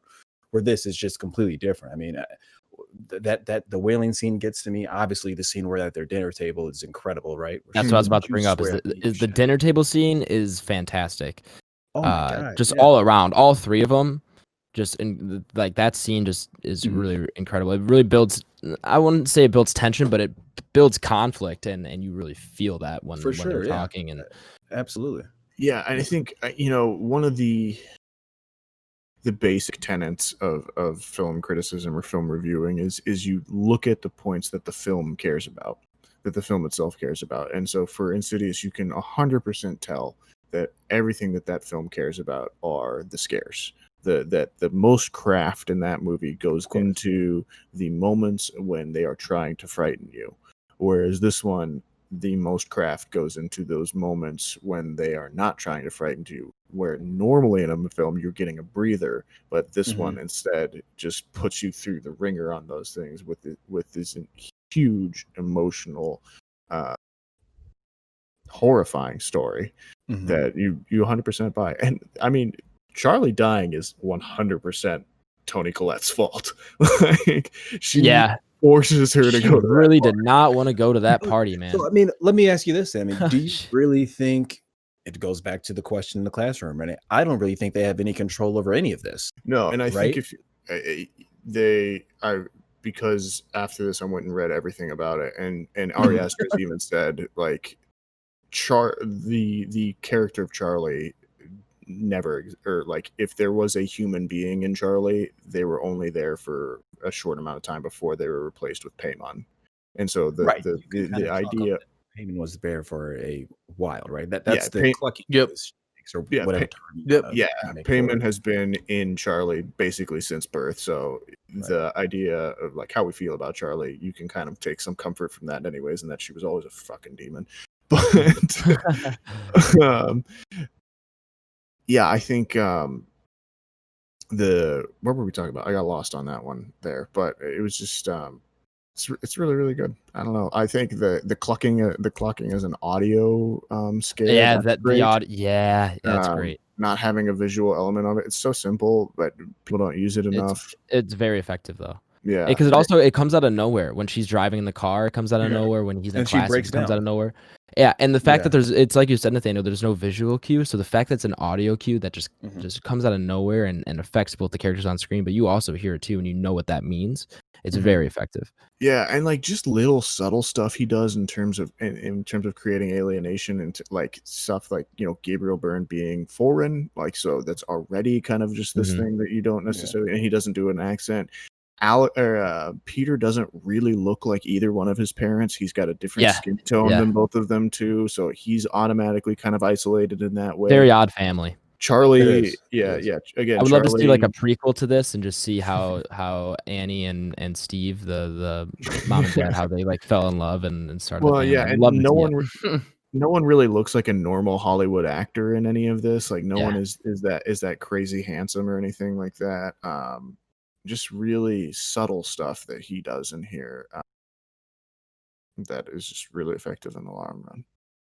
But and like Tyler said, I mean, on multiple watches, man, you pick up on for sure additional things. So I mean, even one thing I kind of picked up to the dinner scene, right, where she was like, "I'm not going to release myself, right, because all you do is like snare at me," and then you're kind of wondering, it's like, well, I don't really know what he's talking about. His face is always kind of that bleak, confused face, but then what I think I'm getting out of that is that in the classroom, when he's finally going to be possessed by Paimon, right, and then he looks in the mirror and his face is kind of snaring, I think that's probably a face that Annie completely sees on Peter anytime she's talking to him, right, and that's why they're always full of disdain and discomfort when they're speaking to each other, because she's looking at him like, you always have that, as she says, you always have that fucking face on your face, right? That's her quote. And I think that's how she sees him anytime they're in disagreements or anytime they're in arguments. Yeah. You know what I mean? That's an interesting thought, the sleepwalking thing, that's terrifying. Dude, that's the where she's like under his bed and then grabs his head while he's sleeping after he wakes up from breaking his nose. I'm so glad you said that, dude. It's a double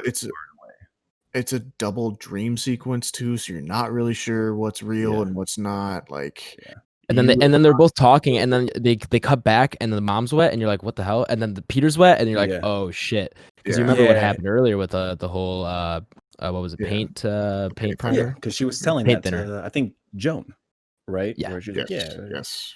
And to me, that's the most unnerving scene, is that, and it's the line before that. And it's so unnerving that she even catches herself when she says it, right? But she's like, and Peter says something, I forgot what he says.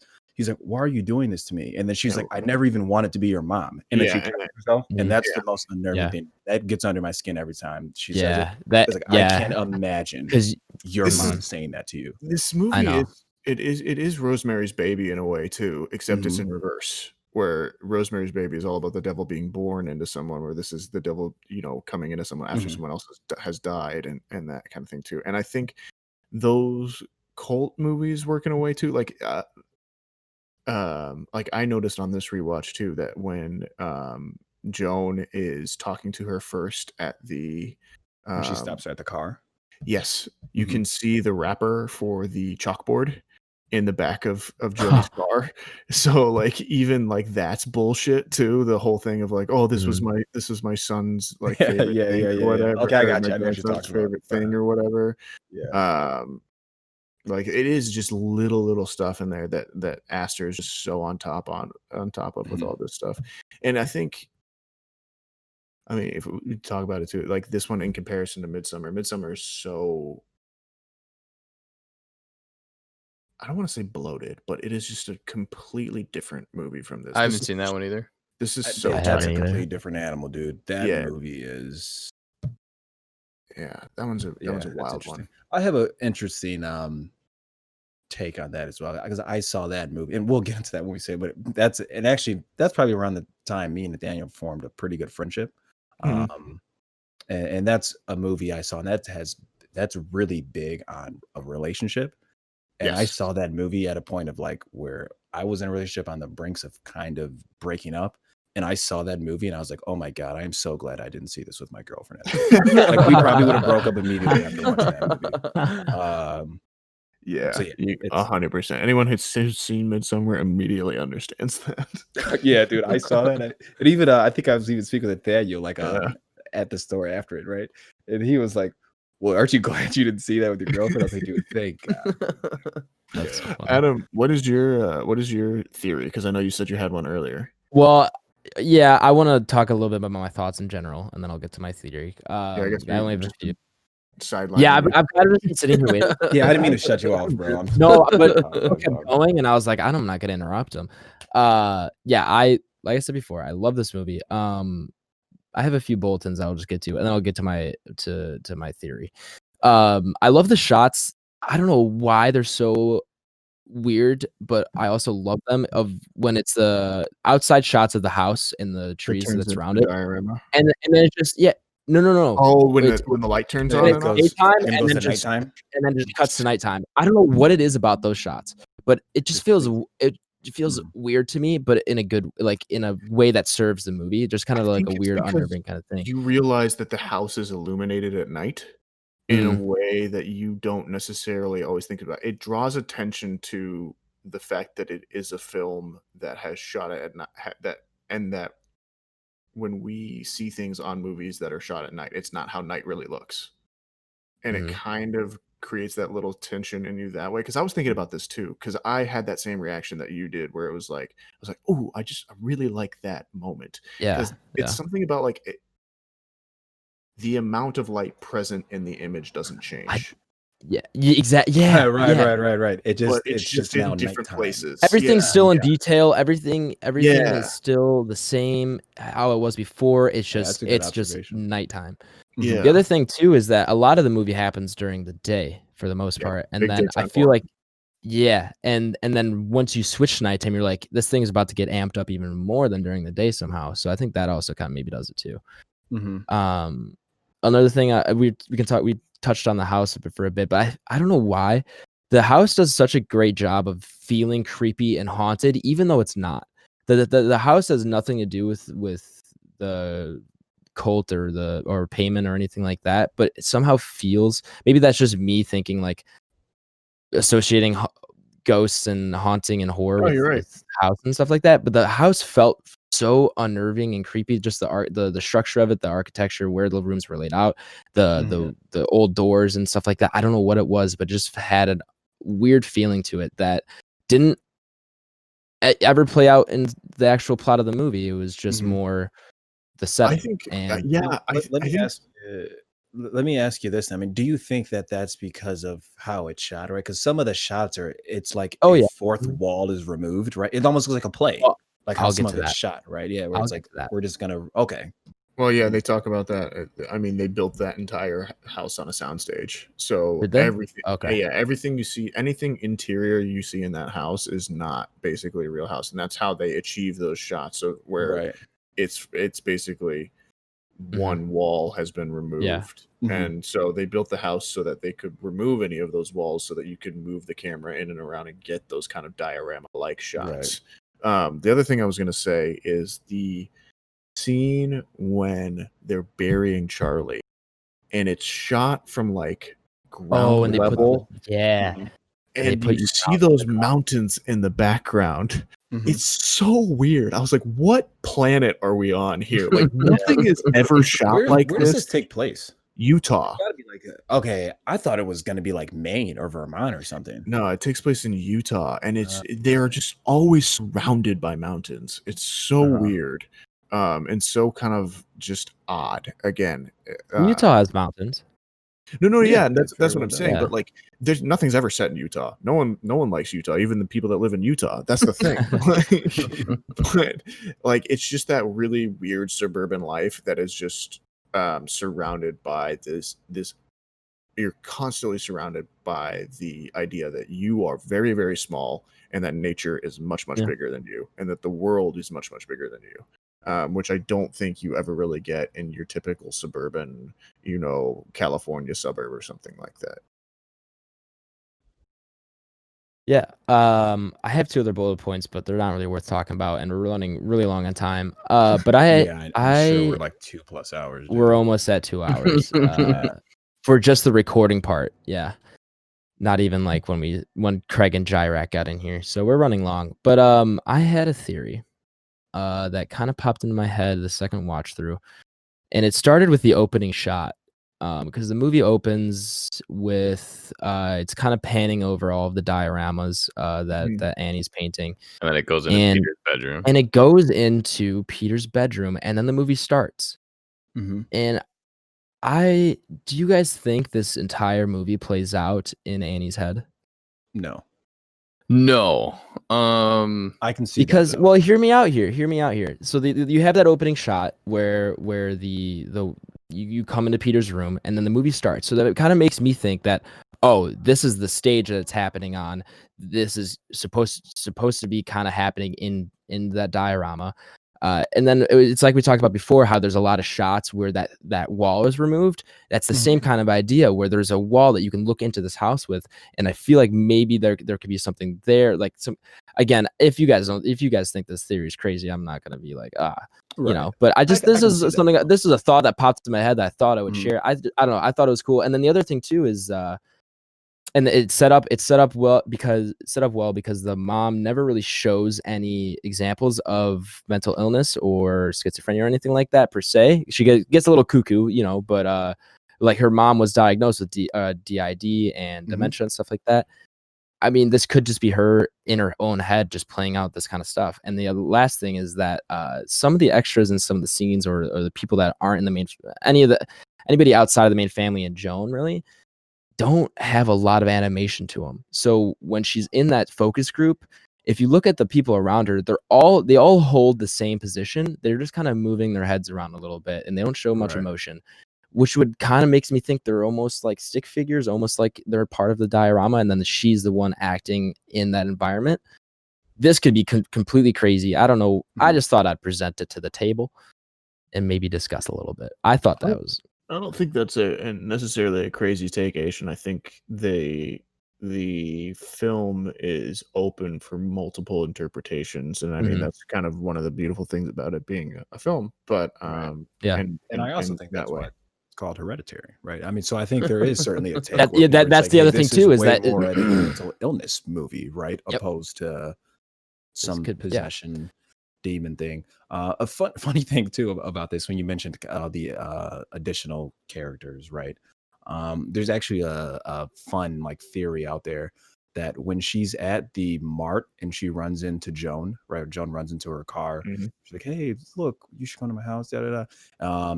Annie actually walks past a couple, and the couple looks eerily similar to Chris and Danny from Midsummer. Oh, really? Yeah, it's not the same actor and actresses by anybody. It's not Florence Pugh and the other guy's name. I can't think of his name. Yeah. Pardon me. But it looks like it, right? It's kind of a taller gentleman with dark hair, right, and a shorter woman with blonde hair, and that's kind of just some fun that people are kind of throwing out there. Like, That's and cool. obviously they're both Ari Aster movies. I don't really think it has any weight to it, but yeah, I wouldn't. I wouldn't go to say that Adams, your idea. I don't think it's crazy. I think the whole point for me of going into a miniature for the open shot is, it kind of sets up this whole story of from beginning to end, and it plays around with that idea that Blake brought up earlier about them not really having control over this. This was all something that was kind of pre-planned out, so it's not something that they really had control of. So it's cool to think that somebody's already preset this stuff up, and now we're kind of going through the motions with them.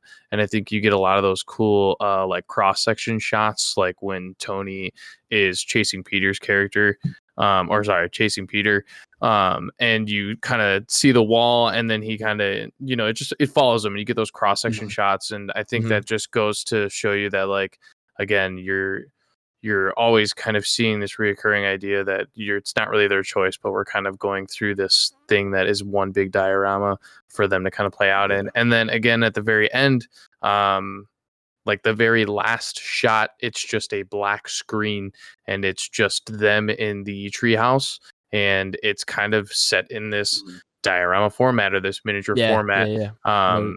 And so there's figurines, there's Payman now in Peter's body standing up there. And you get kind of everything set up, and the fact that the screen is black all the way around, it just kind of goes to show you that it's meant to be kind of in that small area. So I guess that's where I kind of picked up from the miniature opening idea. Yeah. I like everything you said, Ty, but I mean, even then, some of the stuff you said even plays in my theory that, like, the mom is making these dioramas, and that's what 100% everything's happening. Yeah, so I mean, I agree with what you said. I think maybe my interpretation is a little bit too extreme, but like, I like yours too. And again, I don't necessarily think that's 100% what it was, but it's just something I thought about. Yeah, like, what were you gonna say? I think it's intentionally like that, right? And I think I said that's why it's called Hereditary. I mean, but to Tyler's point, I do think that the cult, right, does have a huge oversee of everything that's going on. I think everything that's going on in this movie is completely out of the character's control or actors. And that goes. I think that also plays in. Oh, sorry. Yeah, my bad, not to cut you off. And I mean, that goes as far as when they go to the party, when there's peanuts in the cake, when the dead deer's in the road and the guy has to swerve, when Peter's driving, he has to swerve. And I think all of that is set out, right? It's fate. You know what I mean? And I think that's just kind of what makes it really sad. And I do think that a lot of it can be seen, right, especially in today's time period where mental illness is a big thing, right? And I think this movie coming out in this time period makes it even that much more important, because mental illness is a really big thing. It's still kind of where it was kind of cliche maybe 10 to 15 years ago, where this even plays with some of that stuff. Like what you're saying here is like, okay, well, are they really possessed, or is it just mental illness? Like, could this just all be made up in somebody's head, right? And I think that's the reality of a lot of people's mental illnesses, right? And that's kind of the cliche. It's like, well, maybe I don't really think that's happening to you. I think you just have DID, or I think you might just have, that's kind of my 2 cents on there. What were you gonna say, man? Yeah, I don't know. The term hereditary, there's several themes that fits in this movie with, but the other thing is you said like the characters aren't in control of what happens in this movie at all, and that's another thing. Genetics and that's stuff you can't control, so you get that handed down. I don't know, just another interpretation of the title. I thought of that, and I probably shouldn't have interrupted you, but I thought of that. I was like, oh, also I just want to let you guys know we have a breaking news story that I just got a notification on my computer for, and that's why I was like, oh, I'll get to that after we put it on the Entropy list. Movie? I wish no, but I'll get to that later. But just a little teaser for you guys. All right, we are officially over 2 hours. So do you guys? I could keep talking about this movie. I would love to, but do you guys? Can I throw one more thing out there? Yeah, go for it. Really quick. So yeah, even so on this watch, what I'm picking up on, like, and you're mentioning things being in their genes, right, for Hereditary, the grandmother passing things on, where even in this, you can see the most rational and stable person is somebody who's married into the family. Yeah. You know what I mean? So there certainly is some sort of mental illness that has been passed down a family lineage, right? Because he's the only person where it's like, Well, he's actually seems pretty logical with the stuff he's saying. Everyone else is just I feel completely. bad for that guy. The only one You who's not do. American too. Yeah. Really. But you know, But yeah, and like I said, that's the only thing I picked up. Like Adam said, you do feel bad for him because you're like, this guy actually seems like the only common sense motherfucker in the movie. You know what I mean? But I guess he had to die anyways too. So does it Poor really matter? Steve. No. Poor Steve. All right. Welcome back, listeners who wanted to skip over the spoilers. It's been a minute since we saw you guys last. Hello. We are going to put Hereditary on our Entropy list. For those of you who don't know, the Entropy list is the Back Row Banter complete list of every movie we have ever ranked, regardless of genre, all on one complete fantastic list. Blake, where are you putting this? I should probably say, sorry, before we go into this, if you want to view the Entropy list, there are currently 13 movies on there once Hereditary goes on there. The link is in the description. Go ahead and take a look at it. It's on my Letterboxd. So, Blake, where are you putting this one, man? Let me see if I can pull it up on Letterboxd. I mean, okay. I think I'm gonna put this. It's certainly going above Insidious. It's going above Green Room for me. If I had to put this for what does this bring to its respective genre, right? In terms of, I think this brings some fresh things. I think it enlightens the horror genre. It brings new elements. It's not just kind of recycling ideas. I would probably have to put it at, I think I want to say 4. That's what I had listed earlier. But let me look at the Entropy list really quick and see what's at 4. I think 4 is it's Arrival, Pan's Labyrinth, Prisoners, Inception, Green Room. Yeah, I would. That sounds insane out loud. I would put it in front of Inception. So I'd put it at 4. Okay. Why don't you popcorn somebody? We'll go popcorn Adam. Right back at you, my man. All right. Sounds good. I am torn here. I am very torn. For me, I'm gonna say it, guys. I'm putting this 1 or 2. Dude, I love you, bro. I'm putting this 1 or 2. Like, with all my heart. I think this movie is fantastic. I think it does the thing it does for me that beats a lot of these movies is, and something that I've been thinking about more with horror movies is horror movies. They're so good at making you feel a specific type of emotion. Mm-hmm. And movies in general are meant to evoke emotion, but horror movies, they're an art form of a way to invoke fear. And this movie just doesn't invoke fear necessarily, but we've mentioned this so many times how exhausting it is to watch this movie just because of how emotionally exhausting it is. And I think that's a testament to how good it is, because it's bringing so much emotion out of you while you're watching it that it does it better than almost any other movie. I mean, there's a few other movies I would say have done it for me. And while I love Arrival, I love that as a film. I think I'll put it. I'm gonna do it. I'm gonna say my vote is for number 1. I don't know if it'll land. That probably won't land there. But my vote, I would put it at number 1. We're just gonna say that. Popcorn tie. I would probably. I think. I would say 4 is okay. I think I would probably, if somebody was like, "You want to watch Inception or Hereditary?" I'd be like, "I'm totally down for Hereditary." But I mean, even you guys said it. This is not necessarily a movie that you want to sit down and like watch consistently. It's not like one of those movies that you're like, I have to like watch this every night before I go to bed, and you actually don't want to, because it's actually quite depressing. Right. And I think like Prisoners, Pan's Labyrinth, and Arrival are definitely more watchable movies on a regular basis than Hereditary. But for this being a horror movie and being so unique, I think I think 4 is very deserving of it. Yeah. So yeah, I would say 4. Yeah, right. I co-sign that. Nizza? Nathaniel, the professor. I'm torn as well. Okay. I think personally, I think from a movie making standpoint, the Entropy list is a different thing. I think this is a better movie than Arrival. I think like in the long term, this will be a film that is looked back on in terms of being a significant shift in horror. in not in horror necessarily, but in movie making for the 2010s. I truly do believe that. That being said, what Tyler said also makes a lot of sense in that you want to have this. I mean, you would much rather watch Arrival or Pan's Labyrinth prior to this, I would say. Um,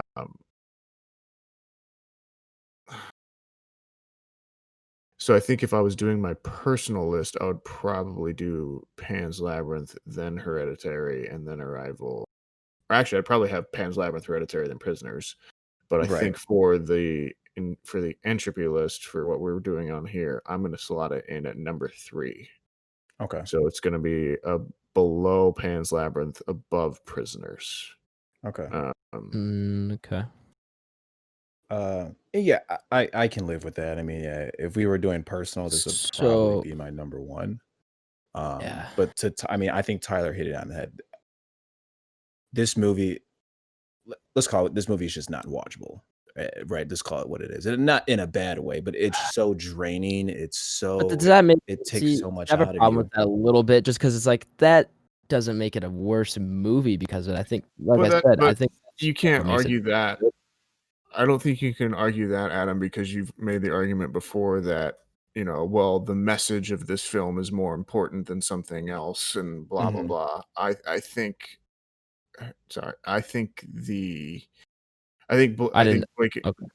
Blake and Tyler are right in that it's yes, to a point. I just think I'm actually agreeing with you. Yes, I just think they're factoring it in too much, personally. It very well could be, and I'm trying to go out my way to not be biased. You know what I mean? I think that also kind of plays a role. Well, no, you got your own. When I No, said you've got your 4, own I opinion. thought I'm I not was saying gonna be high. Yeah, no, I'm not saying you're you're biased. I'm just saying there are several factors that I personally put into where I'm ranking these, and for me, just which one would I rather watch is not necessarily going to have as much impact as I feel like it does for you and Tyler. Yeah, but I could very well see that. Where I think that's kind of all right. So we have me voting 1. Blake, you said 4. Do you want to change that? You said now you think do you want to change that, or are you still sticking? That's where you put it. I would still stand, and I know we were just kind of talking about it. I think I would still stand on that. I would probably select on any given night. I would probably select Prisoners over this movie to watch. Not that I don't value this movie over Prisoners.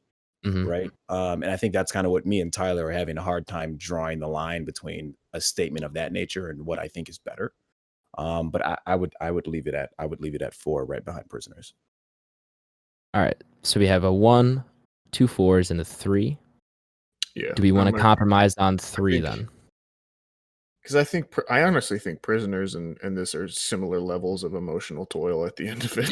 Yeah, no, I would agree with that. Yeah, they both. Yeah, you go through a lot with both of them. Can we agree on 3 then? Compromise on 3. Is that a good consensus? I'm good with that. 1, 2, 3, compromise. Compromise. Sorry. Yeah. I thought you meant like compromise on 3.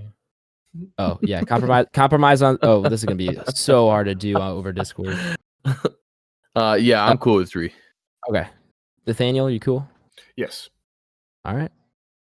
Hereditary is now slotted in at number 3. That makes ladies and I'll gentlemen. give you our top 10 here really quick. It's number 1, Arrival. 2 is Pan's Labyrinth. 3 is Hereditary. 4 is Prisoners. 5 is Inception. 6 is Green Room. 7 is Insidious. 8 is Tenet. 9 is Blind Spotting. And 10 is The King of Staten Island. There you have it. All right, we are running very long on time, which is good because we talked a lot about this movie, and I'm glad we did. But at the same time, holy crap, we're at 2:10. Really quick, this breaking news: the Batman has officially been delayed. It was, so it was October 1st, 2021. It's now being moved to March 4th, 2022. Jesus, that just sounds like a long. On the bright side, The Matrix 4 is shifting from an April 1st, 2022 release to a December 22nd, 2021 release. So that's being moved up. They must be able to film it indoors or some shit like that. Maybe. Who knows? Yeah. So yeah, that's a quick little breaking news. I would love to elaborate more. Maybe we can talk about that more next week. I don't know. We should really hurry up. Blake, where can the people? Oh no, can we skip 5-star review? Yeah, we'll skip 5-star review till next week. Okay. Next week's topic is going to be, so we got to double it. We're gonna do 2 episodes next week, hopefully, as long as this all works out and we can find the time to do it. Our main regular episode is going to be The Descent, or is it just Descent? No, it's The Descent. The Descent. The Decent.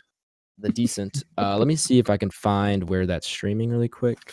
It should be on something, I would imagine. It should be, but 2000, is it 2007? Is that the one we're talking about? Yeah. It's streaming on Hoopla. Okay. I can't even rent. It doesn't look like. Can I rent it on Amazon? I can only buy it on Amazon. We might have to reevaluate this here, people, if we can't rent it anywhere. We'll figure it out. Yeah, we'll figure it out. If not, I'll cut in somewhere. If we change our mind. Yeah, I'll if we change our minds, I'll cut in at some point, probably like right here. And then we're gonna do a second episode. It's going to be on Tubi. Is it on Tubi? Okay, cool. All right. And then the second episode, it's going to be a compare and contrast and review of The Strangers and The Purge. So that'll be fun. I'm excited. I haven't seen any of those 3 movies. Yeah, I'm gonna be up to my neck in movies the next few nights. All right, cool. Yeah, I think that's all we need. Blake, where can people find you at, man? Letterboxd, my man. BlakeHolder, that'll be me. I actually put my first review out there. I did it on Hereditary. It's being one of my favorite movies, regardless of genre. So yeah, that's where you can find me. So I'll put that out there. Then obviously we'll be doing The Descent, The Strangers, and The Purge, all of which I kind of value highly outside of The Purge. But we'll dig into that next week. All right. We'll push it on to Ty this time. Go ahead, popcorn. I stream every now and then, not really, but that's twitch.tv/El Trabajo, ELTRABAJO 87, and then Letterboxd, Instagram, and what's the other one we do? Twitter. Are all Tyler Vidalis. That's VIDALES. Cool. Popcorn Adam. Whoa. I'm on Twitter. I'm at amschwartzy. On Letterboxd, I'm the same thing. And on Twitch, I'm twitch.tv/Aish. Haven't been streaming a ton, but I just picked up Star Wars Squadrons. Might stream that a little bit. And then COD is coming out soon-ish. I don't know the exact release date, but it's coming out soon. And once COD comes out, you bet your ass I'll be streaming. And last but not least, Popcorn Nathaniel. Yeah, you can find me on Twitter and Letterboxd at NSGingrick or on Instagram at NathanielG92. You can also follow the Sandpiper Tapes, please. That's on Twitter at Sandpiper Tapes. Do that. Or on Instagram at The Sandpiper Tapes. Fantastic. All right. Well, I hope you guys enjoyed all 2 hours and whatever minutes this ends up being. It looks like we're going to end up around 2:15, 2:20. So holy crap. Definitely a longest episode, but I think it was worth it. Big old episode, but I think it was necessary. This movie was fantastic. I'm glad we talked about it as much as we did. And hopefully you guys enjoyed it as well. So please share the podcast with a friend, family member, maybe one of the kings from hell. You never know. We'll see you guys next week for The Descent and The Purge and The Strangers. We'll BRB. Be excellent to each other and BRB. Thank you guys so much. Appreciate all the support. BRB. Everybody have a great week. Stay positive. Keep pushing, and we'll BRB.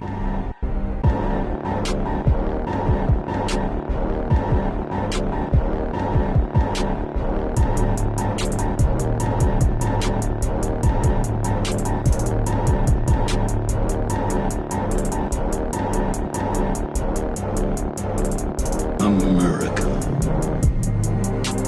Ready for another lesson. All right. We'll go in 3. Bro, it's 8:07. I just want to watch this fucking game, you dumb fucking app. Sorry. 2. What are you using? It should be on ESPN. I got the NFL app. We're good. Are you? Do you need more time? No, we're good. Sorry. Like, yeah. I'm very flexible. I'm very flexible. I'm tied in straight. on ESPN Plus. You can put it on the Xbox. We're straight.